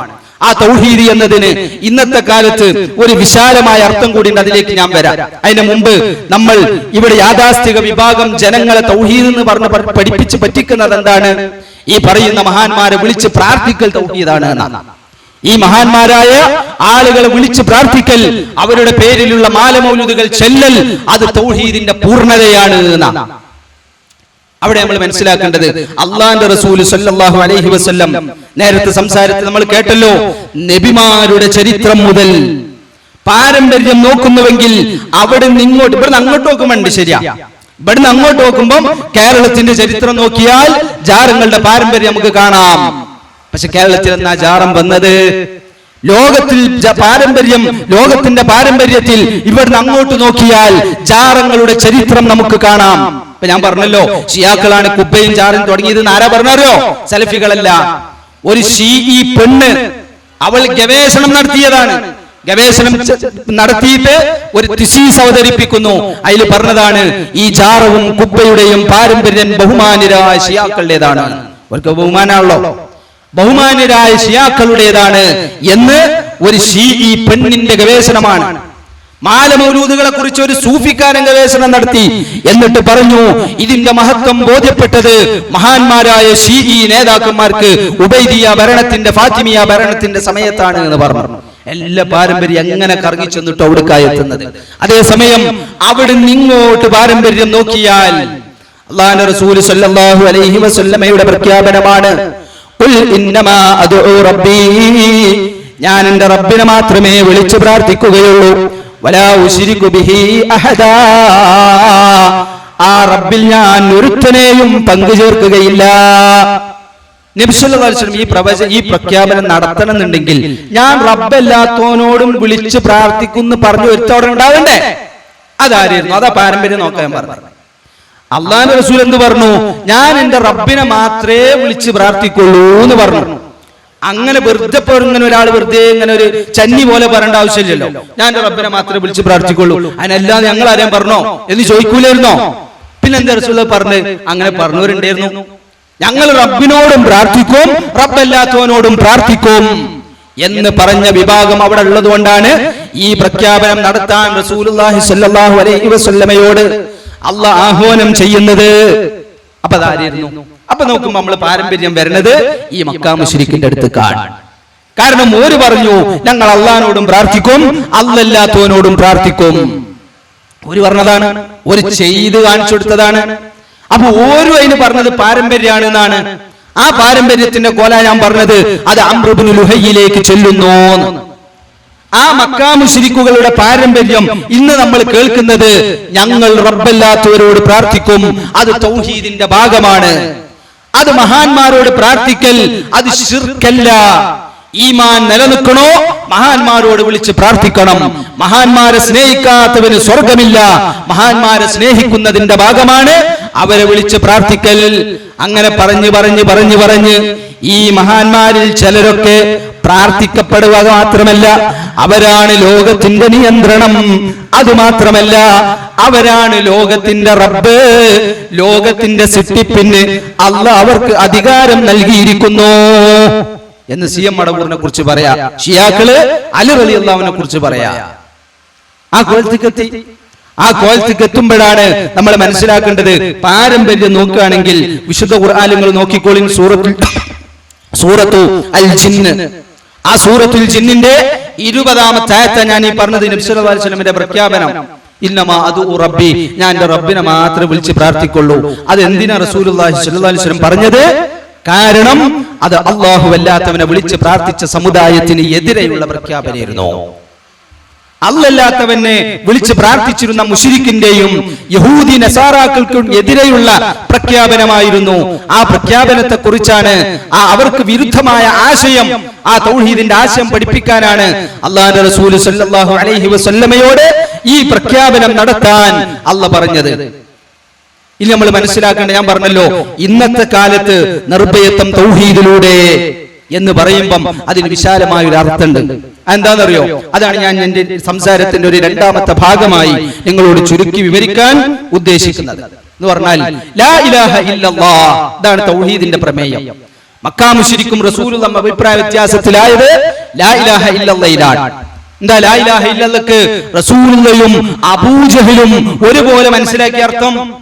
രണ്ടുകൂട്ടരും, അബൂജഹലും അബൂബക്കറും ഒരുപോലെ ലാ ഇലാഹ ഇല്ലല്ലാഹ് മനസ്സിലാക്കിയ ഒരു അർത്ഥമുണ്ട്. അതെന്താണെന്നറിയോ? ആരാധനക്ക് അർഹൻ അല്ലാഹു മാത്രം. ഇന്ന് സൂഫിയാൾ വെക്കും അതിന്റെ അർത്ഥം അങ്ങനെയല്ല. സൃഷ്ടിക്കാൻ കഴിവുള്ളവൻ, പടക്കാൻ കഴിവുള്ളവൻ അല്ലാഹ് മാത്രം എന്ന് ഒരർത്ഥം വെക്കും. അതുകൊണ്ടാണ് ഓര് പറഞ്ഞത് അല്ലാഹ് മാത്രമാണ് ലോകത്തിന്റെ പടച്ചോൻ എന്ന് വിശ്വസിച്ചിട്ട് ആരോടും വിളിച്ച് പ്രാർത്ഥിക്കാം. അബൂജഹലിനെ മനസ്സിലാക്കലില്ലായിരുന്നു, അബൂബക്കർ സിദ്ദീഖിനും മനസ്സിലാക്കലില്ലായിരുന്നു. ഒരു രണ്ടു കൂട്ടരും മനസ്സിലാക്കിയത് ആരാധനക്കർഹൻ അല്ലാഹ് മാത്രം. ആരാധനക്കർഹൻ അല്ലാഹ് മാത്രം. അങ്ങനെ മനസ്സിലാക്കിയപ്പോഴാണ് ഒരു തമ്മിൽ അടിയുണ്ടായത്, ഒരു തമ്മിൽ പ്രശ്നമായത്, യുദ്ധമായത്. അബൂജഹൽ ചോദിച്ചു, അജഅലൽ ആലിഹത ഇലാഹം വാഹിദ, ഞങ്ങൾ ഈ കാണിക്കുന്ന, ഞങ്ങൾ ഈ ആരാധിക്കുന്ന വിവിധ ആരാധ്യന്മാരെ മാറ്റി ഒരൊറ്റ ആരാധ്യന മാത്രമാക്കണമെന്നാണോ മുഹമ്മദ് പറയുന്നത്? അത് അത്ഭുതം തന്നെ, അത് ഞങ്ങൾ തയ്യാറല്ല എന്ന് പറഞ്ഞ് ഒരു ലാ ഇലാഹ ഇല്ലല്ലാഹ് വർജിച്ചു. അപ്പൊ സഹാബത്തൊക്കെ ആ ലാ ഇലാഹ ഇല്ലല്ലാഹ് അംഗീകരിച്ചപ്പോ സഹാബത്തായി. അതായത് മുതൽക്ക് ഈ സഹാബത്തിന്റെ ഒരു നോട്ടമുണ്ട്. എവിടേക്കാ നോട്ടം? അള്ളാഹിന്റെ റസൂലിന്റെ അരികിലേക്കാണ് ആ നോട്ടം. എന്താ? നബി സല്ലല്ലാഹു അലൈഹി വസല്ലമയുടെ അരികിലേക്ക് അവർ നോക്കുന്നത്. ഞങ്ങൾ ഈ പ്രഖ്യാപിച്ച് നടപ്പിൽ വരുത്തണ്ടേ? എന്താ നിങ്ങൾ പ്രഖ്യാപിച്ചത്? ലാ ഇലാഹ ഇല്ലല്ലാഹ്. ഞങ്ങൾ പ്രഖ്യാപിച്ചെന്താ? ലാ ഇലാഹ ഇല്ലല്ലാഹ്, അല്ലാഹനെ മാത്രമേ ഞങ്ങൾ ആരാധിക്കുകയുള്ളൂ, ആരാധനക്കർഹൻ അല്ലാഹ് മാത്രമേ ഉള്ളൂ. ഇതല്ലേ പ്രഖ്യാപനം. ഇനി ഞാൻ എന്താ ചെയ്യേണ്ടത്? ഞാൻ ഈ പ്രഖ്യാപനം നടപ്പിലാക്കണല്ലോ. അത് എങ്ങനെയാ നടപ്പിലാക്കുക? കാരണം ഞാൻ എന്താ പറഞ്ഞത്? അള്ളാഹുവിനെ മാത്രമേ ആരാധിക്കാൻ പാടുള്ളൂ, ആരാധനക്കർഹൻ അല്ലാഹ് മാത്രമേ ഉള്ളൂ. ശരി, ഞാൻ ഈ റബ്ബിനെ മാത്രം ആരാധിച്ചുകൊണ്ടിരിക്കണല്ലോ, ഞാൻ അള്ളാഹിനെ മാത്രം ആരാധിച്ചുകൊണ്ടിരിക്കണല്ലോ. അതെങ്ങനെയാണ്? ഇത്രയും കാലം ഞാൻ ജാഹിലിയത്തിൽ ഈ പറയുന്ന ഒട്ടകങ്ങളെ നേർച്ചയുടെ പേരിൽ പല അബദ്ധവിശ്വാസങ്ങൾക്കും വിധേയമാക്കിയിരുന്നു. വിഗ്രഹങ്ങളെ സ്ഥാപിച്ചിരുന്നു, അവരെ ആരാധിച്ചിരുന്നു. ഇതൊക്കെ ഞാൻ ചെയ്തിരുന്നു. ഇതോടുകൂടി ലാ ഇലാഹ ഇല്ലല്ലാഹ് മുഹമ്മദ് റസൂലുള്ളാഹ് പറഞ്ഞതോടെ ഞാൻ അതൊക്കെ സ്റ്റോപ്പാക്കി. അതുകൊണ്ട് ഇനി മുതൽ ഞാൻ ഫ്രഷ് ആയിട്ട് അള്ളാഹനെ ആരാധിക്കാൻ പോവുകയാണ്. അതെങ്ങനെ? അതിന്റെ ഉത്തരമാണ് മുഹമ്മദുൻ റസൂലുള്ളാഹ്. മുഹമ്മദ് നബി അള്ളാഹന്റെ റസൂലാണ്. ആ മുഹമ്മദ് നബി പറയും എങ്ങനെയാണ് നിങ്ങൾ അള്ളാഹനെ ആരാധിക്കേണ്ടത്, ഏത് രീതിയിലാണ്, എപ്പോഴാണ്, അതിന്റെ എണ്ണം എത്രയാണ്, അതിന്റെ വണ്ണം എത്രയാണ്, അതിൻ്റെതായ എല്ലാ വശങ്ങളും അള്ളാഹന്റെ റസൂല് പറയുന്നത് വരേക്കും ഈ പറയുന്ന സഹാബത്ത് ജാഹിലിയ്യത്തിലുള്ള ഇബാദത്തുകളൊക്കെ നിർത്തലാക്കുന്നു. റസൂലിന്റെ അംഗീകാരം കിട്ടിയെന്ന് മനസ്സിലാക്കിയത് മാത്രം അവർ തുടർന്നു. നബി സല്ലല്ലാഹു അലൈഹി വസല്ലമയുടെ അംഗീകാരം കിട്ടിയിട്ടില്ലാത്തതിൽ അവർ റസൂലിനോട് പ്രത്യേകം ഫത്വ ചോദിച്ചു. ഉമർ റളിയല്ലാഹു അൻഹു റസൂലിന്റെ അടുത്ത് വരുന്നുണ്ട്. റസൂലെ, ജാഹിലിയത്തിലുള്ളപ്പം ഹറമിൽ ഇഅ്തികാഫ് ഇരിക്കാൻ ഞാൻ നേർച്ച നേർന്നിരുന്നു, എന്താ വേണ്ടത് എന്ന് ചോദിച്ചു. ഇഅ്തികാഫ് തുടർന്നോ, അല്ലാഹു തആലാക്കല്ലേ നീ ഇഅ്തികാഫ് പൂർത്തിയാക്കിക്കോ എന്ന് ഉമർ റളിയല്ലാഹു അൻഹുവിനോട് അല്ലാഹുവിന്റെ റസൂൽ സല്ലല്ലാഹു അലൈഹി വസല്ലം പറഞ്ഞു. ഈ പറയുന്ന ആളുകൾ സഹാബത്ത് ജാഹിലിയത്തിൽ ഹജ്ജിന്റെ സന്ദർഭത്തിൽ കഅബാലയം തവാഫ് ചെയ്യാറുണ്ടായിരുന്നു. അതുപോലെ സഫാ മർവ എന്നീ കുന്നുകൾക്കിടയിൽ സഅയ് ചെയ്യാറുണ്ടായിരുന്നു. ആ സഅയിന്റെ സമയത്ത് സ്വഫയിൽ സ്ഥാപിക്കപ്പെട്ട ഒരു വിഗ്രഹമുണ്ടായിരുന്നു, മർവയിൽ സ്ഥാപിക്കപ്പെട്ട വിഗ്രഹമുണ്ടായിരുന്നു. ആ സ്വഫയിൽ ചെല്ലുമ്പോൾ ഈ വിഗ്രഹത്തിനെ ഒന്ന് തൊട്ടുമുത്തും, മർവയിൽ ചെല്ലുമ്പോൾ ആ മർവയിലെ വിഗ്രഹത്തിനെയും തൊട്ടുമുത്തും. അങ്ങനെ 7 തവണ ഈ വിഗ്രഹത്തിനെ തൊട്ടുമുത്തിയിട്ടാണ് അവർ സഅയ് ചെയ്തിരുന്നത്. മുസ്ലിങ്ങളായപ്പം വിഗ്രഹാരാധന നിരോധിക്കപ്പെട്ടല്ലോ, അതുകൊണ്ട് അവർക്ക് സഅയ് ചെയ്യാൻ തന്നെ മടിയായി. അപ്പോഴാണ് അല്ലാഹു ആയത്തിറക്കുന്നത്, ഇന്ന സഫാ വൽ മർവത മിൻ ശആഇരില്ലാഹ്. സഫി മർവയൊക്കെ അള്ളാന്റെ ചിഹ്നങ്ങളിൽപ്പെട്ടതാ. അതിൽ ഇവർ കേട്ടിക്കൂട്ടിയ ഈ ബിദ്അത്ത് കാരണങ്ങൾ ആ പണി നിർത്തണ്ട, പക്ഷെ വിഗ്രഹത്തിന് തൊട്ടുമുത്തലില്ല എന്നേ ഉള്ളൂ. ഹജ്ജിൽ ഉംറയിൽ സഫാ മർവക്കിടയിൽ സഅയിന് യാതൊരു കുഴപ്പവുമില്ല, നിങ്ങൾക്ക് അത് ചെയ്യാം എന്ന് അള്ളാഹ് അപ്പോഴാ പറഞ്ഞു കൊടുത്തത്. അപ്പൊ അവരിങ്ങനെ അള്ളാന്റെ റസൂലിനെ നോക്കിയിരിക്കുക. അപ്പൊ നബി സല്ലല്ലാഹു അലൈഹി വസല്ലം ആ ശരീഅത്തിന്റെ തുടക്കത്തിൽ തന്നെ ഒന്നാമത്തെ ദിവസം ഇസ്ലാമിക ഭവനത്തിലേക്ക് ഖദീജ റളിയല്ലാഹു അൻഹ കടന്നു വരുന്നു, അബൂബക്കർ സിദ്ദീഖ് റളിയല്ലാഹു അൻഹു കടന്നു വരുന്നു, അതുപോലെ അലി റളിയല്ലാഹു അൻഹു മുസ്ലിമാകുന്നു, സയ്യിദ് ഇബ്നു സാബിത്ത് റളിയല്ലാഹു അൻഹു മുസ്ലിമാകുന്നു, ഉസ്മാൻ ഇബ്നു അഫ്ഫാൻ റളിയല്ലാഹു അൻഹു മുസ്ലിമാകുന്നു. അങ്ങനെ അവരൊക്കെ റസൂലുള്ളാഹിന്റെ കൂടെ ഇസ്ലാമിലേക്ക് കടന്നു വന്ന കേവലം ദിവസങ്ങൾക്കുള്ളിൽ തന്നെ അല്ലാഹുവിന്റെ റസൂൽ സല്ലല്ലാഹു അലൈഹി വസല്ലമ അവർക്ക് ഇസ്ലാമിന്റെ ശരീഅത്ത് പഠിപ്പിക്കുന്നു. മലമൂത്ര വിസർജനം ചെയ്തു കഴിഞ്ഞാൽ ശൗചം ചെയ്യാനുള്ള അദബ് ഇസ്ലാമിന്റെ തുടക്കത്തിൽ പഠിപ്പിക്കപ്പെട്ടതാണ്. വുളൂഇനെ സംബന്ധിച്ച് ഇസ്ലാമിന്റെ തുടക്കത്തിൽ പഠിപ്പിക്കപ്പെട്ടതാണ്. രാവിലെയും വൈകുന്നേരവുമുള്ള നിസ്കാരം ഇസ്ലാമിന്റെ തുടക്കത്തിൽ പഠിപ്പിക്കപ്പെട്ടതാണ്. അതുവരെ ഇറങ്ങുന്ന വിശുദ്ധ ഖുർആൻ അത് ധാരാളം തവണ ആവർത്തിച്ച് പാരായണം ചെയ്യൽ, ആ പാരായണം ചെയ്തുകൊണ്ട് നിസ്കരിക്കൽ, അത് ഇസ്ലാമിന്റെ തുടക്കത്തിൽ തന്നെ പഠിപ്പിക്കപ്പെട്ടതാണ്. അതുപോലെ തന്നെ പ്രയാസം അനുഭവിക്കുന്നവർക്ക് അവിടുത്തെ പ്രയാസം നീങ്ങാൻ എത്ര പൈസ ഇറക്കണോ അത്രയും പണം സക്കാത്തായി കൊടുക്കണമെന്നത് ഇസ്ലാമിന്റെ തുടക്കത്തിൽ പഠിപ്പിക്കപ്പെട്ടതാണ്. അങ്ങനെ മുഹമ്മദുൻ റസൂലുള്ളാഹ് എന്നതുകൂടി അതേ ഇസ്ലാമിന്റെ തുടക്കത്തിൽ തന്നെ സഹാബത്ത് ഏറ്റെടുക്കുന്നു. അള്ളാന്റെ റസൂലിന്റെ വായിൽ നോക്കിയിരിക്കുന്നു, അവിടുത്തെ കൈപൊന്തുന്നതും കൈതാവുന്നതും അവിടുത്തെ ജീവിതത്തിന്റെ ഓരോ ചലനങ്ങളും അവർ നിരീക്ഷിക്കുന്നു. അവിടുത്തെ പുഞ്ചിരിയും അവർക്ക് ദീനാണ്, അവിടുത്തെ കോപവും അവർക്ക് ദീനാണ്, അവിടുത്തെ നോട്ടവും നടത്തവും അവർക്ക് ദീനാണ്. അതെല്ലാം അവർ ഒപ്പിയെടുക്കുന്നു, അതിലെല്ലാം റസൂലുള്ളാഹിനെ പിൻപറ്റുന്നു. അങ്ങനെ ലാ ഇലാഹ ഇല്ലല്ലാഹ് ആരാധനക്കർഹൻ അല്ലാഹ് മാത്രമാണ് എന്ന പ്രഖ്യാപനത്തിനെ തന്നിഷ്ടത്തിന് വിട്ടുകൊടുക്കാതെ ആ ആരാധനകൾ ഏതാണെന്നും അതെപ്രകാരം ചെയ്യണമെന്നും അതെങ്ങനെ ചെയ്യണമെന്നും ഒക്കെ അവർ അല്ലാഹുവിന്റെ റസൂലുള്ളാഹിയെ നോക്കി പഠിക്കുന്നു, അവിടത്തോട് ചോദിച്ച് പഠിക്കുന്നു, അവിടത്ത് കൂടെ നിന്ന് പഠിക്കുന്നു, അത് മറ്റുള്ളവർക്ക് പ്രചരിപ്പിക്കുന്നു. അങ്ങനെയാണ് ലാ ഇലാഹ ഇല്ലല്ലാഹ് മുഹമ്മദുൻ റസൂലുള്ളാഹ് എന്നത് കടന്നു വരുന്നത്. അവിടെ വലിയൊരു അപകടത്തിൽ ഇന്ന് ഉമ്മത്തെത്തിയിട്ടുണ്ട്. എന്താണെന്നറിയോ? ലാ ഇലാഹ ഇല്ലല്ലാഹ് അതാണല്ലോ ഏറ്റവും നല്ല വാചകം, അതിൽ എനിക്ക് സംശയമില്ല. ചിലവര് പറയാണ് ലാ ഇലാഹ ഇല്ലല്ലാഹ് എന്ന് പറഞ്ഞ എന്താ? ആരാധനക്ക് അർഹൻ അല്ലാഹ് മാത്രം. അതുകൊണ്ട് ആ റബ്ബ് സുബ്ഹാനഹു വ തആലയെ മാത്രമേ ആരാധിക്കുന്നുവെങ്കിൽ ഞാൻ ആരാധിക്കുകയുള്ളൂ. ഞാൻ ഇബാദത്ത് ചെയ്യുകയാണെങ്കിൽ അള്ളാഹ്ക്ക് മാത്രം.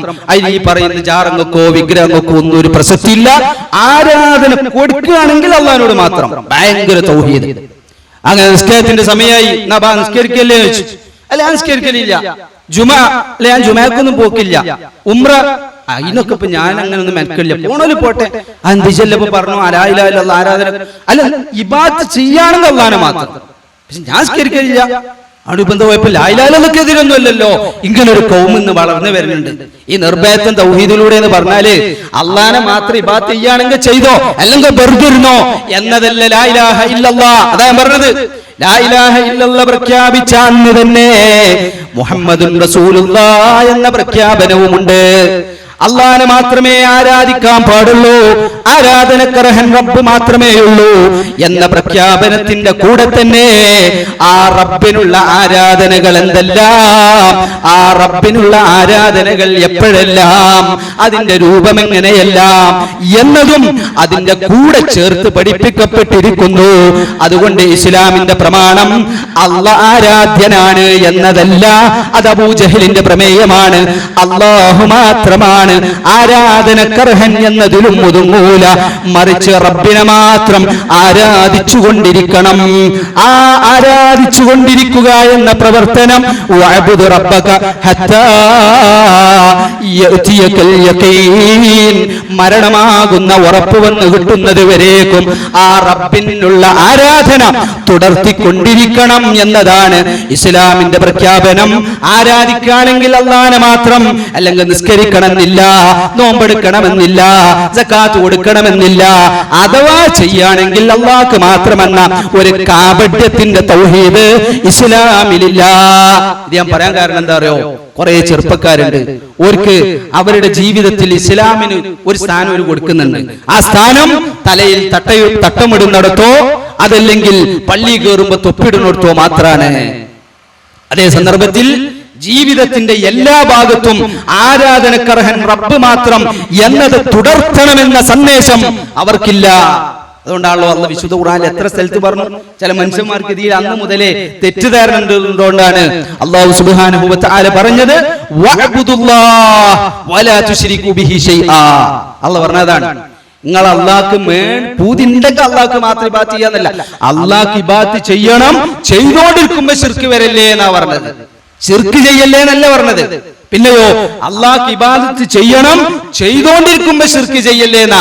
അല്ലാതെ ജീവിതത്തിൽ ശിർക്കിൽ നിന്ന് മുക്തമാണെങ്കിൽ അവൻ ഇസ്ലാമിന്റെ ഏറ്റവും നല്ല മനുഷ്യനാണ് എന്ന വാദം ഇസ്ലാമിനില്ല.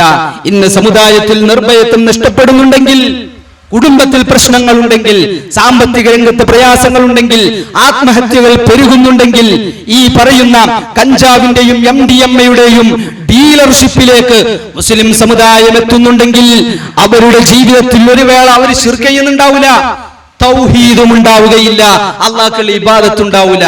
അന്നെ പ്രശ്നം ഇബാദത്ത് കൊണ്ടേ നിർഭയത്വമുള്ളൂ. അലാ ബിദിക്രില്ലാഹി തത്മഇന്നുൽ ഖുലൂബ്. അല്ലാഹുവിനുള്ള ഓർമ്മ കൊണ്ടേ മനുഷ്യന്റെ മനസ്സിന് സമാധാനം ലഭിക്കുകയുള്ളൂ. ഇന്ന് മുസ്ലിം ചെറുപ്പക്കാർ ഈ പറയുന്ന നിർഭയത്വം നഷ്ടപ്പെട്ടതിന്റെ ഒരു കാരണം ശിർക്കാണെങ്കിൽ ശിർക്ക് മാത്രമാണ് നമ്മൾ കരുതണ്ട. ശിർക്ക് എന്താ? അല്ലാഹുവിനെ ഇബാദത്ത് ചെയ്യും, അല്ലാഹുവിനെ ഇബാദത്ത് ചെയ്യും. അപ്പൊ ഇയാളോ അള്ളാഹുവിനെ ഇബാദത്ത് ചെയ്യൂല, അല്ലാഹുവിനെ ഇബാദത്ത് ചെയ്യൂല. പിന്നെന്താ ഇയാൾക്ക് പണി? നേരം വെളുത്ത് വൈകുന്നേരം എങ്ങനെ നല്ല പൈസക്കാരനാവണമെന്ന് ചിന്തിക്കാണ്. അങ്ങനെ അന്വേഷിച്ച് വന്നപ്പോഴാണ് ഏതൊക്കെയോ പ്രദേശത്തിൽ നിന്ന് കുറഞ്ഞ വിലക്ക് കയ്യിൽ പറ്റുന്ന ഈ കഞ്ചാവ് MDMA-യും ഇവിടെ ഡീലർഷിപ്പ് നടത്തി കഴിഞ്ഞാൽ എനിക്ക് അനുനിമിഷം കൊണ്ട് കോടീശ്വരനാവാം. അപ്പൊ അവർക്ക് അവിടെ ശരീഅത്തില്ല, ദീനില്ല, ഇത് ഹലാലാണോ ഹറാമാണോ എന്നുള്ള ചിന്തയില്ല, നോട്ടല്ല, ഫത്വല്ല.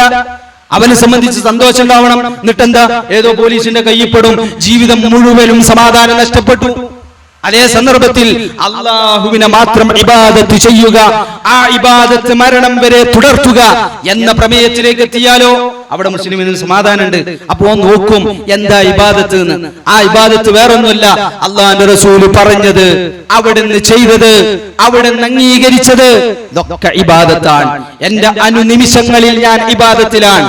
എന്റെ കണ്ണ് താത്തണോ ഉയർത്തണോ, എന്റേതായ ചിരികളിൽ, എന്റെ കരച്ചിലിൽ, എന്റെ നോട്ടങ്ങളിൽ, എന്റെ സംസാരത്തിൽ അനുനിമിഷങ്ങളിൽ ഞാൻ ഇബാദത്ത് ശ്രദ്ധിക്കേണ്ടവനാണ് എന്ന് വന്നാലോ അയാളെ സംബന്ധിച്ചിടത്തോളം എല്ലാം ഞാൻ ചെയ്തതുകൊണ്ട് കുറ്റണ്ടായി, എനിക്കൊരു സങ്കടം ഉണ്ടാവില്ല. നിങ്ങൾ ആലോചിച്ച് നോക്കി, ഒരു മനുഷ്യൻ വെറുതെ പൈസ മുടക്കിയിട്ട് ഒരു ടൂറ് പോവാണ്, ആ ടൂറ് പോയിട്ട് ഒരു അപകടത്തിൽപ്പെടുകയാണ്, ആ അപകടത്തിൽപ്പെട്ട് മരണപ്പെടുമ്പോൾ അല്ലെങ്കിൽ അപകടത്തിൽപ്പെട്ട് കോമ സ്റ്റേജിൽ കിടക്കുകയാണ്, കയ്യും കാലും മുറിഞ്ഞ് കിടക്കുമ്പം അയാളുടെ മനസ്സിലുണ്ടാവില്ല അടങ്ങി ഇരുന്ന് ഞാൻ വീട്ടിലിരുന്നെങ്കിൽ ഈ ദുരന്തം ഞാൻ അനുഭവിക്കേണ്ടി വരൂലെന്ന് മനസ്സിലൊരു ഖേദം ഉണ്ടാവൂലേ?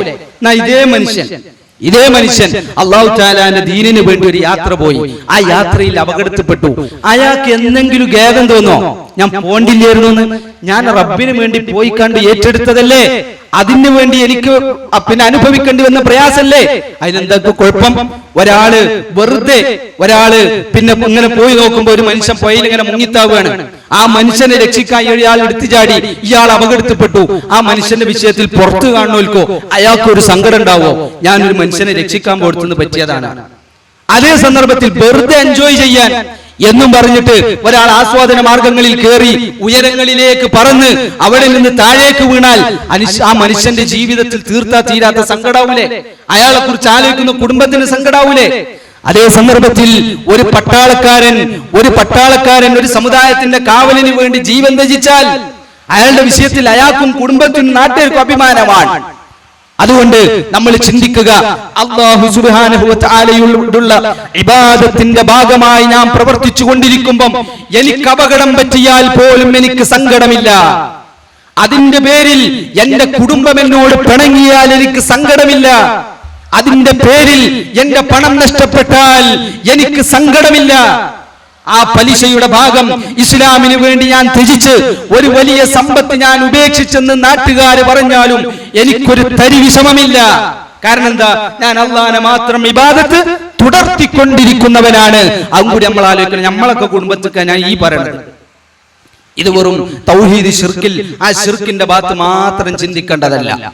അല്ലാഹുവിനെ ഇബാദത്ത് തുടർത്തിക്കൊണ്ടിരിക്കുക എന്നത് ഇസ്ലാമിന്റെ പ്രമേയമാണ്. മുആദ് ബിൻ ജബൽ റളിയല്ലാഹു അൻഹു നബി സല്ലല്ലാഹു അലൈഹി വസല്ലമിന്റെ പിന്നിൽ ഡബിൾ അടിച്ചു പോവാണ്. ഒരു പിന്നെ കഴുതപ്പുറത്ത് നമ്മൾ ബൈക്കുമ്മൽ ഡബിൾ അടിച്ചു പോവാറുണ്ടായി. നബി സല്ലല്ലാഹു അലൈഹി വസല്ലം മുമ്പിലും മുആദ് റളിയല്ലാഹു അൻഹു ബാക്കിലും. ആ പോക്കിലാണ് പിന്നെ മുആദ് റളിയല്ലാഹു അൻഹുവോട് നബി സല്ലല്ലാഹു അലൈഹി വസല്ലം ചോദിച്ചത്, അല്ലാഹുവിനോട് ഒരു അടിമക്കുള്ള ബാധ്യത എന്താണ് എന്ന് നിനക്കറിയോ എന്ന് ചോദിച്ചു. അല്ലാഹ്ക്ക് ആ റബ്ബിനോട് ഒരു അടിമ ചെയ്യേണ്ട ഒരു ബാധ്യത ഉണ്ട്. അല്ലാഹു റസൂലു ആലം, അത് അല്ലാഹു റസൂലിന് അറിയാം. കൂടുതൽ അറിയുന്നത് അല്ലാഹു റസൂലിനുമാണ്. പിന്നെ ചോദിച്ചു, ആ പറയുന്ന അല്ലാഹുവിന് ഒരു അടിമനോടുള്ള ബാധ്യത എന്താണെന്ന് എനിക്കറിയോ? ഒരു അടിമനോട് അല്ലാഹ്ക്ക് ബാധ്യത അങ്ങനെ ഇല്ലല്ലോ. ശരിക്ക് അല്ലാഹ്ക്ക് ആരോടെയും കമ്മിറ്റ്മെന്റ് ഉണ്ടോ? എന്നിരിക്കെ തന്നെ അള്ളാഹ് സ്വയം സ്വീകരിച്ച ചില കമ്മിറ്റ്മെന്റുകളുണ്ട്. എന്നർത്ഥത്തില് ആ റബ്ബിന് ഈ അടിമനോടുള്ള ഒരു ബാധ്യത എനിക്കറിയോ ചോദിച്ചു. അല്ലാഹു റസൂലു ആലം. അങ്ങനെ റസൂൽ വിവരിച്ചു കൊടുത്തു, അള്ളാഹുവിനോട് ഒരു അടിമക്കുള്ള ബാധ്യത അള്ളാഹിനെ ഇബാദത്ത് ചെയ്യലും ശിർക്ക് ചെയ്യാതിരിക്കലുമാണ്. അത് ചെയ്താൽ അടിമക്ക് അള്ളാഹു ഏറ്റെടുത്ത അള്ളാഹിന്റെ ബാധ്യത അല്ലാ യുഅദ്ദിബഹും, അവരെ ശിക്ഷിക്കാതിരിക്കലാണ് എന്ന് പറഞ്ഞു. അപ്പം മുആദ് റളിയല്ലാഹു അൻഹു ചോദിച്ചു, ഞാൻ ജനങ്ങളോട് സന്തോഷ വാർത്ത അറിയിക്കട്ടെ? അപ്പൊ റസൂൽ പറഞ്ഞു, മാണ്ട ഊല ഇമൽ നിൽക്കും എന്നാണ്. അതെന്തെന്നറിയോ? ചില മനുഷ്യന്മാര് കരുതി ഇബാദത്ത് ചെയ്യുകയാണെങ്കിൽ അള്ളാഹിനെ ഇബാദത്ത് ചെയ്യണമെന്നൊന്നുമില്ല, അതുകൊണ്ട് ഞാനിങ്ങനെ കുറച്ചൊക്കെ ചെയ്യുന്നുണ്ട്, അയ്മൽ മദീന്റെ ജീവിതം, ഞാൻ ശിർക്കൊന്നും ചെയ്യണില്ലല്ലോ എന്ന് കരുതുന്ന വിചാരിച്ചിട്ടാണ്.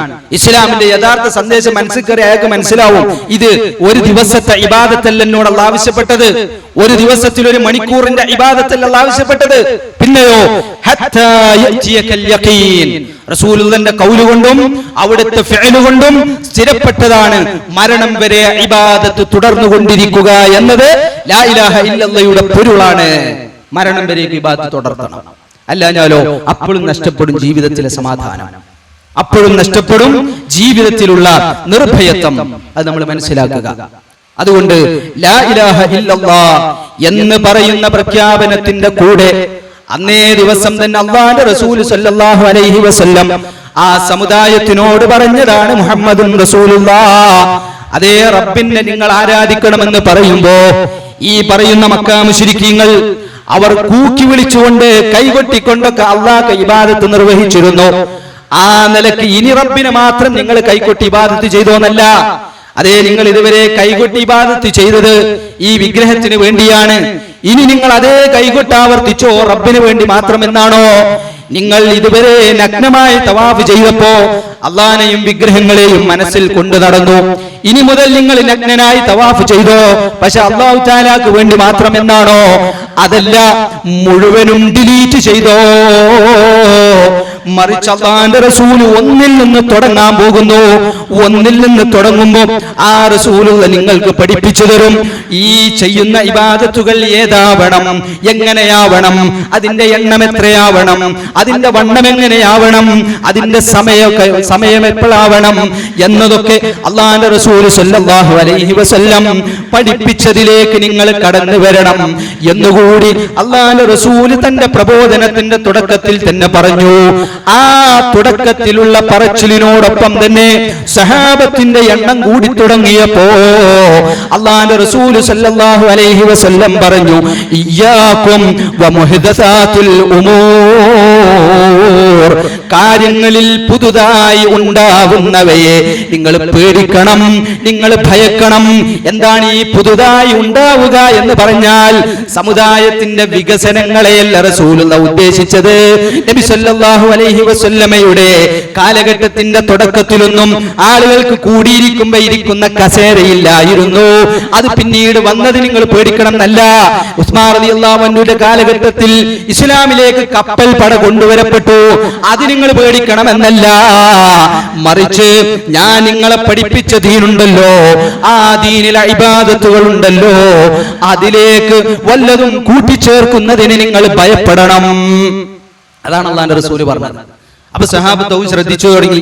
അതിന്റെ അടുത്ത് ഓരോടെ ഭാഗമായിട്ട് ഒരു ചിലതൊക്കെ സൂക്ഷ്മതയുടെ പേരിൽ ചെയ്യാൻ തുടങ്ങിയപ്പം റസൂൽ അത് അറിയുമ്പോ ഇവിടെ വരും, വിളിച്ചിട്ട് ചോദിക്കും, ഇതെവിടെ എനിക്ക് കിട്ടി ചോദിക്കും. ഒന്നുമില്ല റസൂലെ, നല്ലതല്ലെന്ന് വിചാരിച്ച് ഞാൻ ചെയ്തതാണ്, അത് വേണ്ട, അങ്ങനെ നല്ലതുണ്ടെങ്കിൽ ഞാൻ ചെയ്യുമായിരുന്നു. ഒരു മനുഷ്യൻ വെയിലുള്ളതാണ്, വെയിൽ കൊണ്ടിട്ട് നോമ്പൊലിക്കുകയാണ്. ഒരു സഹാബി, എന്താ മനുഷ്യൻ വെയിലുള്ളതെന്ന് ചോദിച്ചു. അയാൾക്ക് നേർച്ചുണ്ട്, വെയിലുണ്ട്, നോമ്പൊലിക്കുന്നു. വിളിച്ചു വരുത്തിയിട്ട് തണല് കൊള്ളാൻ പറഞ്ഞു. നോമ്പ് പൂർത്തിയായിക്കോ, ഞാൻ പഠിപ്പിച്ചതാ, വെയിൽ കൊള്ളൽ ഞാൻ പഠിപ്പിച്ചിട്ടില്ല എന്ന് അല്ലാഹുവിന്റെ റസൂൽ സല്ലല്ലാഹു അലൈഹി വസല്ലം പറഞ്ഞു. മൂന്നാളുകളെ കുറിച്ച് റസൂൽ കേൾക്കാണ്. ഒരാൾ പറഞ്ഞു, ഞാൻ ഈ രാത്രി ഉറങ്ങൂല എന്ന് പറഞ്ഞു. ഒരാൾ പറഞ്ഞു, ഞാൻ ഈ വിവാഹ ബന്ധത്തിൽ ഏർപ്പെടുന്നില്ല, മുഴുവൻ ഇബാദത്തിലാണ്. ഒരാൾ പറഞ്ഞു, ഇനി എല്ലാ പകലും ഞാൻ നോമ്പിലാണ്. റസൂലുള്ളാഹി വിളിച്ചിട്ട് പറഞ്ഞു, ഞാൻ വിവാഹ ബന്ധത്തിൽ ഏർപ്പെട്ടവനും ഇബാദത്ത് ചെയ്യുന്നവനുമാണ്, രാത്രി ഉറങ്ങുന്നവനും നിസ്കരിക്കുന്നവനുമാണ്, പകൽ നോമ്പെടുക്കുന്ന ദിവസമുണ്ട്, ഒഴിവാക്കുന്ന ദിവസമുണ്ട്.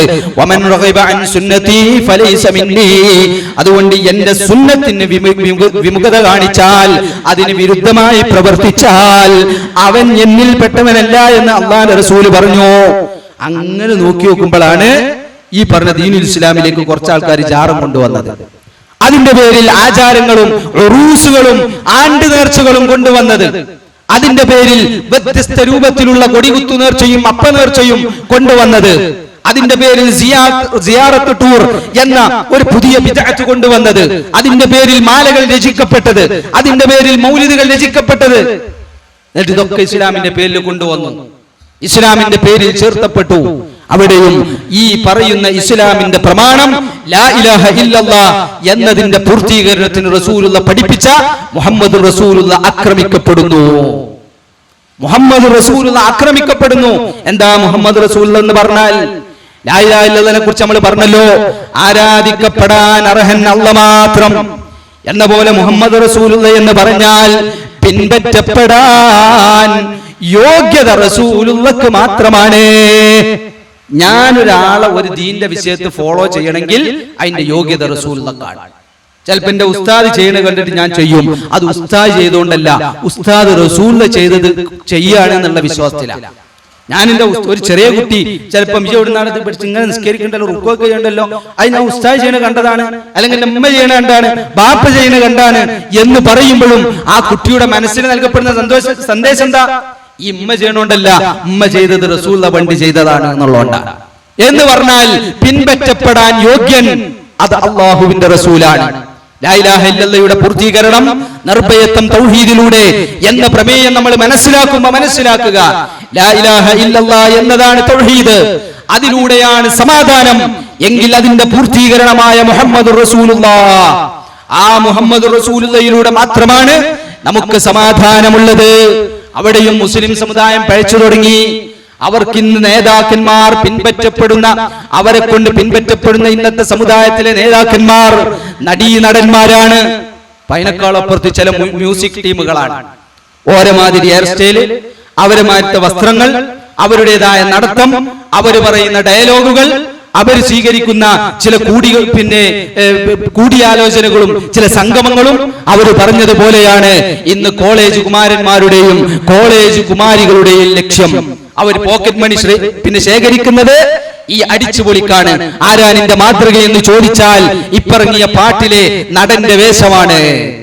ഈ ഇറങ്ങുന്ന ആളുകൾക്ക് അവർ സ്വീകരിച്ചിട്ടുള്ള വേഷവിധാനങ്ങളാണ് അവരുടെ ജീവിതത്തിൽ അവർ ഇപ്പൊ പിൻപറ്റിക്കൊണ്ടിരിക്കുന്നത്.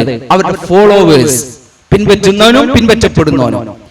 ഇപ്പോഴുള്ള ഒരു പുതിയ വിഭാഗം ജോലി തന്നെ പത്രത്തിലൊക്കെ വാർത്ത കാണാം. സോഷ്യൽ മീഡിയ ഇൻഫ്ലുവൻസർ എന്ന് പറയും, ഒരു പുതിയ തസ്തികയാണ്. എന്താ ഈ സോഷ്യൽ മീഡിയ ഇൻഫ്ലുവൻസർ എന്ന് പറഞ്ഞാൽ? അവനാന്റെ കോമാളിത്തരം ലജ്ജയില്ലാതെ ഒരു ക്യാമറ കണ്ണിന്റെ മുമ്പിൽ കാണിച്ചിട്ട് ഇത് ആളുകൾ ഇങ്ങനെ കാണും. അപ്പൊ ഓന് ആകർഷിച്ചു, അപ്പൊ ഇൻഫ്ലുവൻസറായി. അങ്ങനെ ഓനക്ക് കുറെ ഫോളോവേഴ്സ്, അവൻക്ക് അതിന്റെ പേരിൽ കുറെ വരുമാനം. ഇതെന്ന് സമുദായത്തിൽ കണ്ടുകൊണ്ടിരിക്കുകയാണ്. മനുഷ്യന്റെ ലജ്ജയുടെ കുപ്പായ ഊരിവെക്കുന്നു, അവനും തുടങ്ങുന്നു മൊബൈലിന്റെ മുമ്പിൽ കോപ്രായങ്ങൾ. എന്നിട്ട് അവനെ കുറിച്ചും പേര് സോഷ്യൽ മീഡിയ ഇൻഫ്ലുവൻസറാണ്. അവൻ ചെയ്യുന്ന തമ്മാടിത്തരങ്ങൾ സമുദായം മാതൃകയാക്കുന്നു. അപ്പൊ ഓനെ കുറിച്ച് നമ്മൾ ഇങ്ങനെ ആലോചിച്ച് നോക്കുമ്പോ ഓൻ ശിർക്കൊന്നും ചെയ്യണില്ലല്ലോ, ഓൻ ശിർക്ക് ചെയ്യണില്ല, പിന്നെ ഓൻ തൗഹീദുമില്ല, പിന്നെ അള്ളാന്റെ റസൂലിനോടുള്ള അതുമില്ല. പിന്നെ ഓനെ പാരെ പിൻപറ്റുന്നത് ഈ മനുഷ്യനെയാണ്.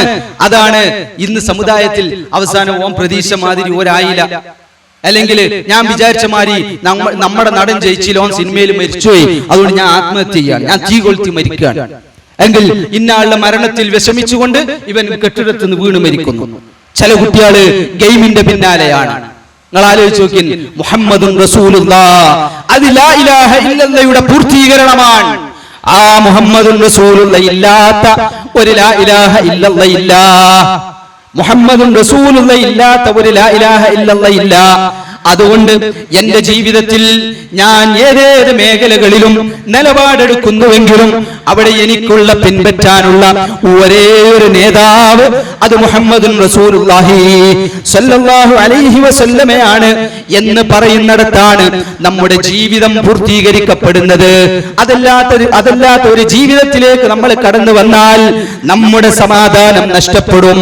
ആളുകൾ നമ്മുടെ സമ്പത്ത് അപഹരിക്കും, നമ്മൾ കൈമലർത്തേണ്ടി വരും. നിങ്ങൾ നോക്കൂ, സാമ്പത്തികമായി എത്രയെത്ര തട്ടിപ്പുകൾക്കാണ് ഇന്ന് മുസ്ലിം സമുദായം ഇരയായിക്കൊണ്ടിരിക്കുന്നത്. അവർക്ക് കൃത്യമായ ഉപദേശം കിട്ടാത്തത് കൊണ്ടാണോ? അള്ളാന്റെ റസൂൽ സല്ലല്ലാഹു അലൈഹി വസല്ലം പറഞ്ഞതല്ലേ, കച്ചവടത്തിലേക്ക് നിങ്ങൾ ഇറങ്ങുകയാണെങ്കിൽ ഒന്നാമത്തെ കാര്യം ആ കച്ചവട വസ്തു ഹലാലാവണം. രണ്ടാമത്തത് അതിൽ പലിശ ഉണ്ടാവൂല എന്ന് ഉറപ്പുവരുത്തണം. മൂന്നാമത്തത് നിങ്ങൾ ആ പറയുന്ന കച്ചവടം കൈ കിട്ടിയിട്ട് മാത്രം ചെയ്യണം. നാലാമത്തത് ഇതിന്റെ ലാസ്റ്റ് എന്താണ് നിങ്ങൾക്ക് ഇപ്പൊ പറയാൻ പറ്റണം. ഇത് നാലും അല്ലേ ആ കച്ചവടത്തേക്ക് അടുക്കണ്ടാന്ന് അള്ളാന്റെ റസൂൽ നമ്മൾ ഉപദേശിച്ചല്ലേ? പക്ഷെ ഇവൻക്ക് എന്താണ്?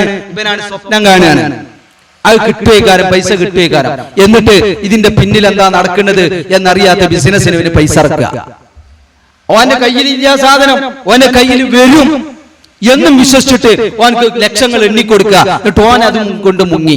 ഓനക്ക് മുതലുമില്ല, പൈസ ഇല്ല, എല്ലാം പോയി. ആർക്ക്?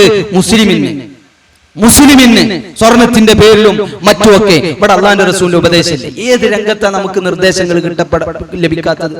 എല്ലായിടത്തും. അവിടെ സമാധാനം നഷ്ടപ്പെടുകയാണെങ്കിൽ അതിന്റെ പ്രശ്നത്തിന് ഹേതു എന്താന്ന് ചോദിച്ചാൽ ലാ ഇലാഹ ഇല്ലല്ലാഹ് മുഹമ്മദ് റസൂലുള്ളാഹ്. ഇതൊരു ഭൗതികവാദിക്ക് ഉപദേശിച്ചു തരാൻ കഴിയൂല. സമാധാനം നഷ്ടപ്പെട്ട മനുഷ്യന്മാര് ഭൗതികവാദികളായ കൗൺസിലർമാരെ സമീപിക്കും. ഓരോരുക്കുന്ന ഉപദേശത്തിൽ തികഞ്ഞ ഭൗതികതയല്ലാതെ മറ്റൊന്നും ഉണ്ടാവില്ല. മനസ്സിന് സമാധാനം നഷ്ടപ്പെട്ടോ നമ്മൾ തേടേണ്ടത് അല്ലാഹുവിന്റെ റസൂലിന്റെ ഉപദേശമാണ്. തൗഹീദിന്റെ സന്ദേശമാണ്. അവിടെ ചെന്ന് ഉസ്താദുമാരോട് അന്വേഷിച്ചു നോക്കുക. എന്റെ ജീവിതത്തിൽ വലിയ പ്രയാസങ്ങളുണ്ട്, കുടുംബത്തിൽ പ്രശ്നങ്ങളുണ്ട്, സാമ്പത്തികമായി ഒരു ഭദ്രത ലഭിക്കുന്നില്ല, രോഗമാണ്, ബുദ്ധിമുട്ടാണ്. അവിടെ ഉസ്താദുമാര് പറഞ്ഞിരുന്ന ഒരു പരിഹാരം ഉണ്ടാവും. അത് ലാ ഇലാഹ ഇല്ലല്ലാഹയുടെയും മുഹമ്മദ് റസൂലുള്ളാഹിയുടെയും കീഴിൽ നിന്നുകൊണ്ടുള്ള പരിഹാരമായിരിക്കും. അതുകൊണ്ട് എല്ലാം കിടക്കുന്നത് ഈ രണ്ട് വാചകത്തിലാണ്. മുഹമ്മദ് റസൂലുള്ളാഹി അല്ലാഹുവിന്റെ റസൂൽ സല്ലല്ലാഹു അലൈഹി വസല്ലം മക്കയിൽ കടന്നു വന്ന് പറഞ്ഞു. ആ മക്കയിലേക്ക് ഹജ്ജിന് വന്നുകൊണ്ടിരിക്കുന്ന ഈ പറയുന്ന മനുഷ്യന്മാരൊക്കെ അത് കേട്ടുകൊണ്ടിരിക്കുകയാണ്. ഓരോ ഹജ്ജിന്റെ സീസണിലും ഓരോ ചന്തകളുടെ സീസണുകളിലും അവിടെയൊക്കെ നബിയും സഹാബത്തും ചെന്നിട്ട് ലാ ഇലാഹ ഇല്ലല്ലാഹ് എന്ന് പറഞ്ഞു കൊടുക്കും. അത് പറയാൻ ഇജാരടാന്ന് ചോദിക്കും. ഞാൻ മുഹമ്മദാണ് റസൂലുള്ളയാണ് എന്ന് പറയും. നബി പറയുന്നു ഞങ്ങൾ കേൾക്കട്ടെ എന്ന് ചോദിക്കും. അവരിങ്ങനെ കേട്ടുനോക്കുമ്പോഴാണ് അവരുടെ ജീവിതത്തിൽ അനുഭവിച്ചുകൊണ്ടിരിക്കുന്ന കുറേയേറെ പ്രശ്നങ്ങൾക്കുള്ള പരിഹാരം അല്ലാഹുവിന്റെ റസൂൽ സല്ലല്ലാഹു അലൈഹി വസല്ലം ഖുർആൻ ഓതിയിട്ട് പറഞ്ഞു കൊടുക്കുന്നത്. ഒരാകൃഷ്ടരായി ഇസ്ലാം സ്വീകരിച്ചു, ഒരു നാട്ടിൽ പോയി ആ സന്ദേശം ഒരു ജനങ്ങൾക്ക് കൈമാറി. അങ്ങനെ അള്ളാന്റെ റസൂലിന്റെ ജീവിതകാലത്ത് അവിടുന്ന് കാണാത്ത ലക്ഷക്കണക്കിന് മുസ്ലിങ്ങൾ ഉണ്ടായിരുന്നു. നബി കണ്ടിട്ടില്ല. നബി കാണാത്ത എത്രയോ മുസ്ലിങ്ങൾ. ഓർക്കും റസൂലുള്ളാഹിക്കും ഇടയിൽ ഒരുപാട് ദൂരമുള്ളത് കൊണ്ട് ഒന്ന് പോയി ബൈഅത്ത് ചെയ്യാനോ കാണാനോ സഹാബിയാവാനോ ഉള്ള തൗഫീഖ് ലഭിക്കാത്ത എന്നാ മുസ്ലിങ്ങളായി എത്രയോ മനുഷ്യന്മാരുണ്ട്. അതുകൊണ്ട് തന്നെ ഓരോ പ്രദേശത്തേക്ക് യുദ്ധത്തിന് പോകുമ്പോൾ റസൂലുള്ള പറയലെന്നെ നിങ്ങൾ സുബീന്റെ മുമ്പ് അവിടെ എത്തണം, സുബീന്റെ മുമ്പ് അവിടെ എത്തിയിട്ട് ഒരു ബാങ്ക് കൊടുക്കണ്ടോ എന്ന് കേൾക്കണം. ഉണ്ടെങ്കിൽ ഒരു മുസ്ലിങ്ങളാന്ന് പറഞ്ഞ് എവിടേക്ക് മുസ്ലിങ്ങൾ എന്ന് റസൂലുള്ളാഹിക്ക് അറിയില്ലേ. ആ കോലത്തിൽ ഇസ്ലാം പ്രചരിച്ചിരുന്നു. അവരുടെയൊക്കെ ജീവിതത്തിൽ ആകൃഷ്ടമായ കാര്യം അവരനുഭവിച്ചിരുന്ന പ്രയാസങ്ങൾക്ക് അവർ സമീപിച്ചിരുന്ന ഈ പറയുന്ന വിഗ്രഹങ്ങൾ, ജാറങ്ങൾ, അതിന്റെ വിഷയത്തിൽ അവർ കേൾക്കുന്നത് അതുകൊണ്ടൊന്നും പരിഹാരം കിട്ടൂല. എല്ലാം റബ്ബിനോട് പറ. ആ റബ്ബിനോട് പറയേണ്ട കാര്യങ്ങൾ, റബ്ബിന് സമർപ്പിക്കേണ്ട വിഷയങ്ങളിൽ ഈ മനുഷ്യനെ മാതൃകയാക്ക്. അത് അവരാണ്ട് ഏറ്റെടുത്തപ്പം അവരുടെ ജീവിതം ഹാപ്പിയാണ്. എല്ലായിടത്തും അവർ സന്തോഷത്തിലാണ്. അവർ അതിനനുസരിച്ച് ഓരോ വിഷയത്തിലും നബി സല്ലല്ലാഹു അലൈഹി വസല്ലമയുടെ വാക്കുകളെ കാത്തിരുന്നു. റസൂലുള്ളാഹിയിൽ നിന്ന് നേരിട്ട് കേൾക്കാത്തത് പ്രത്യേകം ഫത്വ ചോദിച്ച് അന്വേഷിച്ചു.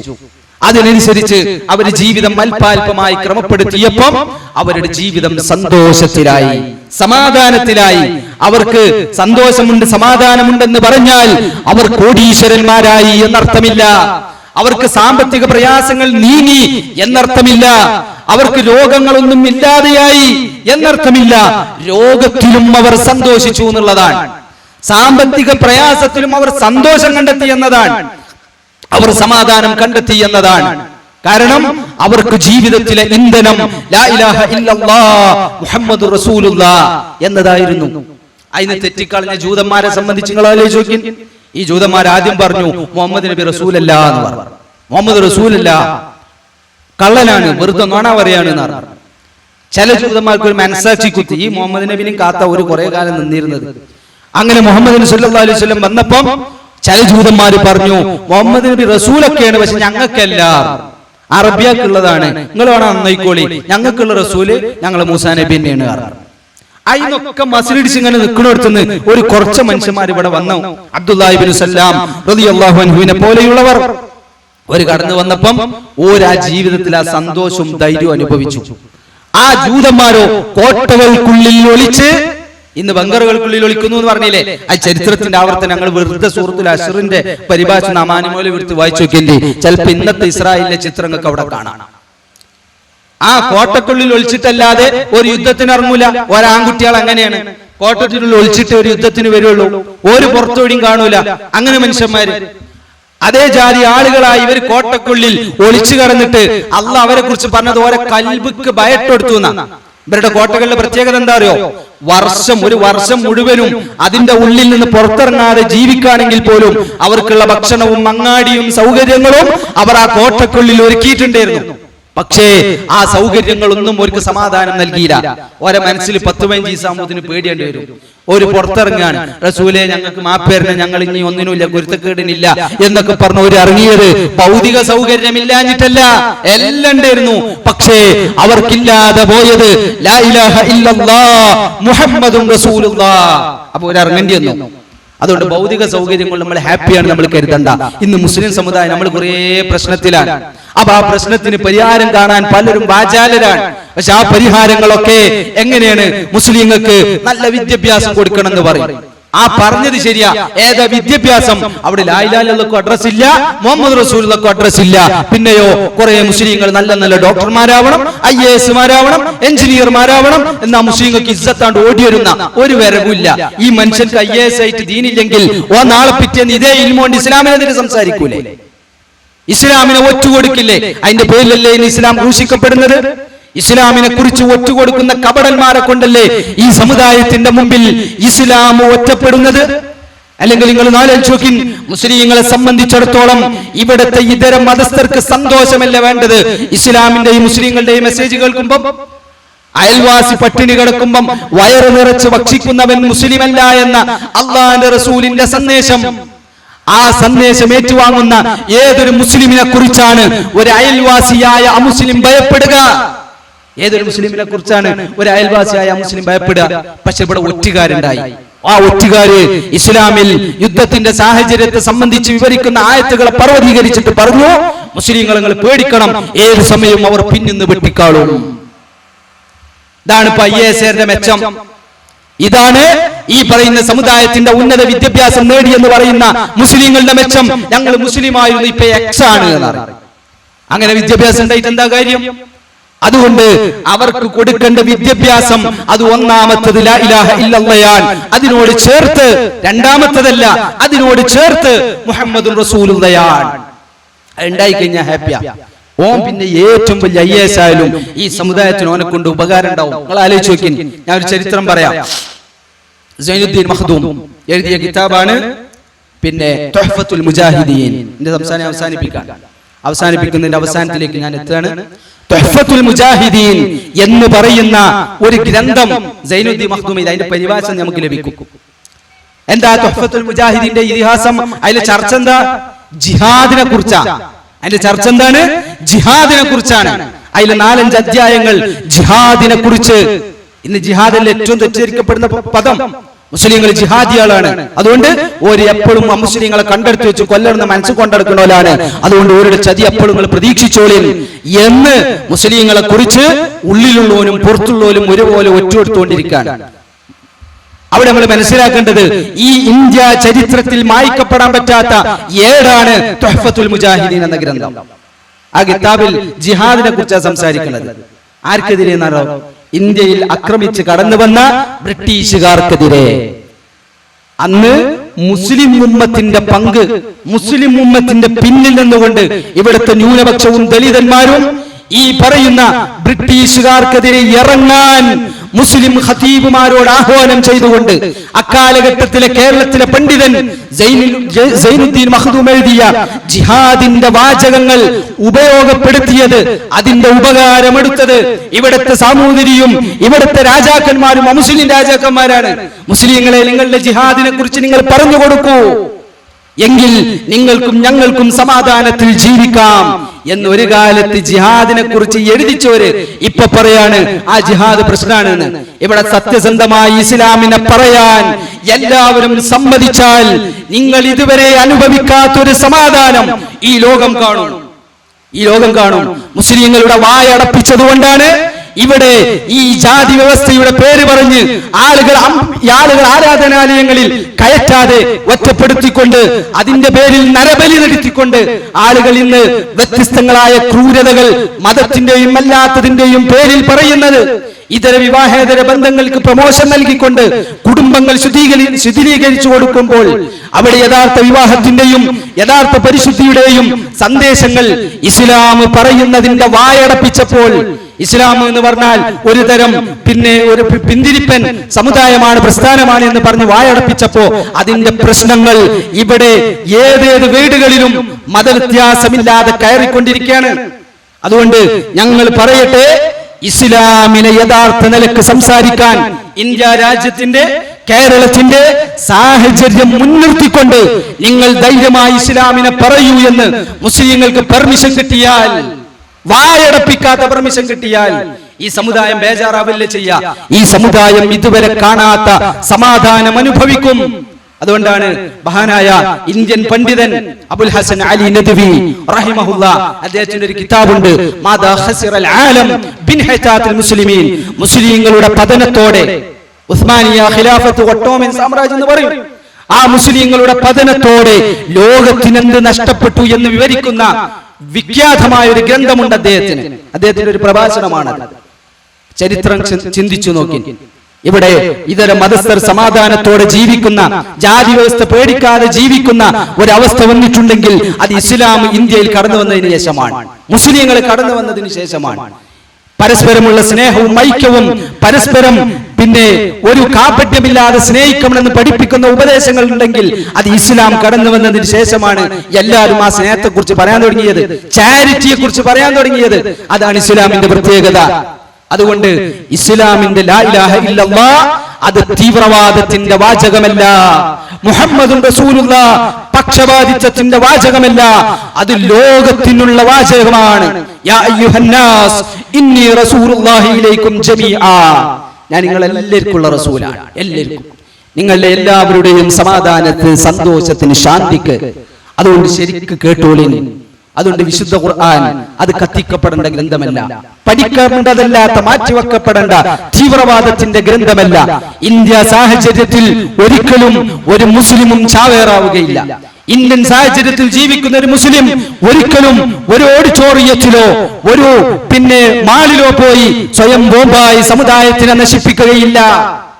അത് ഇസ്ലാമിന്റെ വാഗ്ദാനമാണ്. ഒറ്റുകാരാവരുതെന്ന, ചതിയനാവരുതെന്ന, കപടനാവരുതെന്ന, പിന്നിൽ നിന്ന് കുത്തരുത്. അത് ഇസ്ലാമിന്റെ അടിസ്ഥാനം തന്നെ. നീതിയുക്തമായി ജീവിക്കണം, നീതിയോടെ സ്വന്തത്തിനെതിരാണെങ്കിലും നീ നിന്നോളണം. അത് ഇസ്ലാമിന്റെ വാചകം. അതിനെക്കുറിച്ചല്ലേ ഖുർആനിന്റെ സംസാരം. അതുകൊണ്ട് നമ്മൾ മനസ്സിലാക്കുക, ലാ ഇലാഹ ഇല്ലല്ലാഹ് മുഹമ്മദ് റസൂലുള്ളാഹ് അതിവിശാലമായ ആശയങ്ങളുള്ള, ഒരു ദിവസം കൊണ്ടോ ഒരു മാസം കൊണ്ടോ ഒരു വർഷം കൊണ്ടോ പറഞ്ഞു തീരാത്ത, 23 കൊല്ലം കൊണ്ട് മാത്രം റസൂലുള്ള പറഞ്ഞു പഠിപ്പിച്ച അതിന്റെ അർത്ഥതലങ്ങൾ ദിനം പ്രതി വിശാലമായി കൊണ്ടിരിക്കുന്ന ഗംഭീരമായ 2 വാചകങ്ങളാണ് ലാ ഇലാഹ ഇല്ലല്ലാഹ് മുഹമ്മദ് റസൂലുള്ളാഹ്. അതിനെ 2 മണിക്കൂർ കൊണ്ടോ ഒരു ദിവസം കൊണ്ടോ ഒരു മാസം കൊണ്ടോ ഒരു വർഷം കൊണ്ടോ നമ്മൾ പറഞ്ഞ് അവസാനിപ്പിക്കുന്നില്ല. ഇത് ആവർത്തനമാണ്. ഈ 2 മാസത്തിലേക്കുള്ള മാത്രമുള്ള ക്യാമ്പയിനായി ഇത് പ്രഖ്യാപിച്ച ഞങ്ങൾക്ക് ഉദ്ദേശമല്ല. ഇതുവരെ ഈ ക്യാമ്പയിൻ പ്രഖ്യാപിക്കുന്നതിന് വരേക്കും ഇത് തന്നെയാണ് ഞങ്ങൾ പറഞ്ഞത്. ഈ ക്യാമ്പയിൻ അവസാനിച്ചാലും ഇത് തന്നെയാണ് സലഫികൾക്ക് പറയാനുള്ളത്. അതുകൊണ്ട് മുസ്ലിങ്ങൾക്കുള്ളിലുള്ളവർക്ക്, ഇസ്ലാമിന്റെ ഉള്ളിലുള്ളവർക്കും ഇസ്ലാമിന്റെ പുറത്തുള്ളവർക്കും ഞങ്ങളുടെ ക്യാമ്പയിനിന്റെ ഭാഗമാവാം. ഈ പറയുന്ന ഉപദേശങ്ങൾ നിങ്ങൾക്ക് ശ്രദ്ധിക്കാം. യൂട്യൂബുകളിലൂടെ മറ്റുള്ള നിലക്കൊക്കെ ഈ പറയുന്ന സംസാരത്തിന്റെ വ്യത്യസ്ത ഭാഗങ്ങൾ, വ്യത്യസ്ത തലങ്ങൾ, വ്യത്യസ്ത പണ്ഡിതന്മാരാൽ കേരളത്തിന്റെ അങ്ങോളം ഇങ്ങോളം ഇതിന്റെ അലയൊലി ഈ 2 മാസങ്ങളിൽ നിങ്ങൾക്ക് കേൾക്കാം. അതെല്ലാം നിങ്ങൾ ശ്രദ്ധിക്കുക. എല്ലാ മേഖലയും എല്ലാവരും പറയില്ല. അതിന്റെ വിവിധ മേഖലകൾ ചേർത്ത് വെക്കുമ്പോൾ അതൊക്കെ ഇസ്ലാമിന്റെ ഭാഗമാണ് എന്ന് നമ്മൾ മനസ്സിലാക്കി പഠനം തുടർത്തി സത്യസന്ധമായ ഇസ്ലാമിക വിവരണത്തിന് നമ്മൾ അവസരം അന്വേഷിച്ച് ആ അവസരം മുസ്ലിങ്ങൾക്ക് നൽകാൻ ഇവിടുത്തെ മുസ്ലിമുകൾ അടക്കം ശ്രദ്ധിക്കുക. ചരിത്രം പഠിച്ചാൽ നിങ്ങൾക്കത് ബോധ്യമാകും എന്നുകൂടി ഞാൻ പ്രത്യേകം സൂചിപ്പിക്കുകയാണ്. ഞാൻ എന്റെ സംസാരം അവസാനിപ്പിക്കുമ്പോൾ, സഹോദരങ്ങളെ, അല്ലാഹു സുബ്ഹാനഹു വ തആല അവൻ മാത്രമാണ് ആരാധനക്കർഹൻ. ആ റബ്ബിനെ മാത്രം ആരാധിച്ചു കൊണ്ടിരിക്കണം. ആ ആരാധനകളിൽ ഒരു തടസ്സം നേരിടരുത്, ആരാധന നിർത്തലാക്കരുത്. ആ ആരാധനകളിൽ അള്ളാന്റെ റസൂലല്ലാത്ത ഒരു മഖ്ലൂക്കിനെയും മാതൃകയാക്കരുത്. ജീവിതത്തിന്റെ മേഖലകളിൽ മുഴുവൻ റസൂലല്ലാത്ത ഒരാളുടേത് എന്റെ നിലപാടായി സ്വീകരിക്കരുത്. ആ നിലക്ക് ജീവിതത്തെ കെട്ടിപ്പടുക്കാൻ നമ്മൾ ശ്രമിക്കുക, അന്വേഷിക്കുക, പഠിക്കുക. അല്ലാഹു സുബ്ഹാനഹു വ തആല അത്തരം സത്യവിശ്വാസികളിൽ നമ്മെ ഉൾപ്പെടുത്തി അനുഗ്രഹിക്കുമാറാവട്ടെ. പരിപൂർണ ഹിദായത്തേകി ആ ഹിദായത്തിലൂടെ മരണം വരെ ജീവിക്കാനുള്ള തൗഫീഖ് അല്ലാഹു സുബ്ഹാനഹു വ തആല നമുക്ക് പ്രദാനം ചെയ്ത് അനുഗ്രഹിക്കുമാറാവട്ടെ. റബ്ബനാ ആതിനാ ഫിദ് ദുനിയാ ഹസന വഫിൽ ആഖിറതി ഹസനതൻ വഖിനാ അദാബന്നാർ. ആമീൻ ആമീൻ ബിറഹ്മതിക യാ അർഹമർ റഹീമീൻ. വസല്ലല്ലാഹു അലാ നബിയിനാ മുഹമ്മദ് വൽഹംദുലില്ലാഹി റബ്ബിൽ ആലമീൻ. അസ്സലാമു അലൈക്കും വറഹ്മത്തുള്ളാഹി.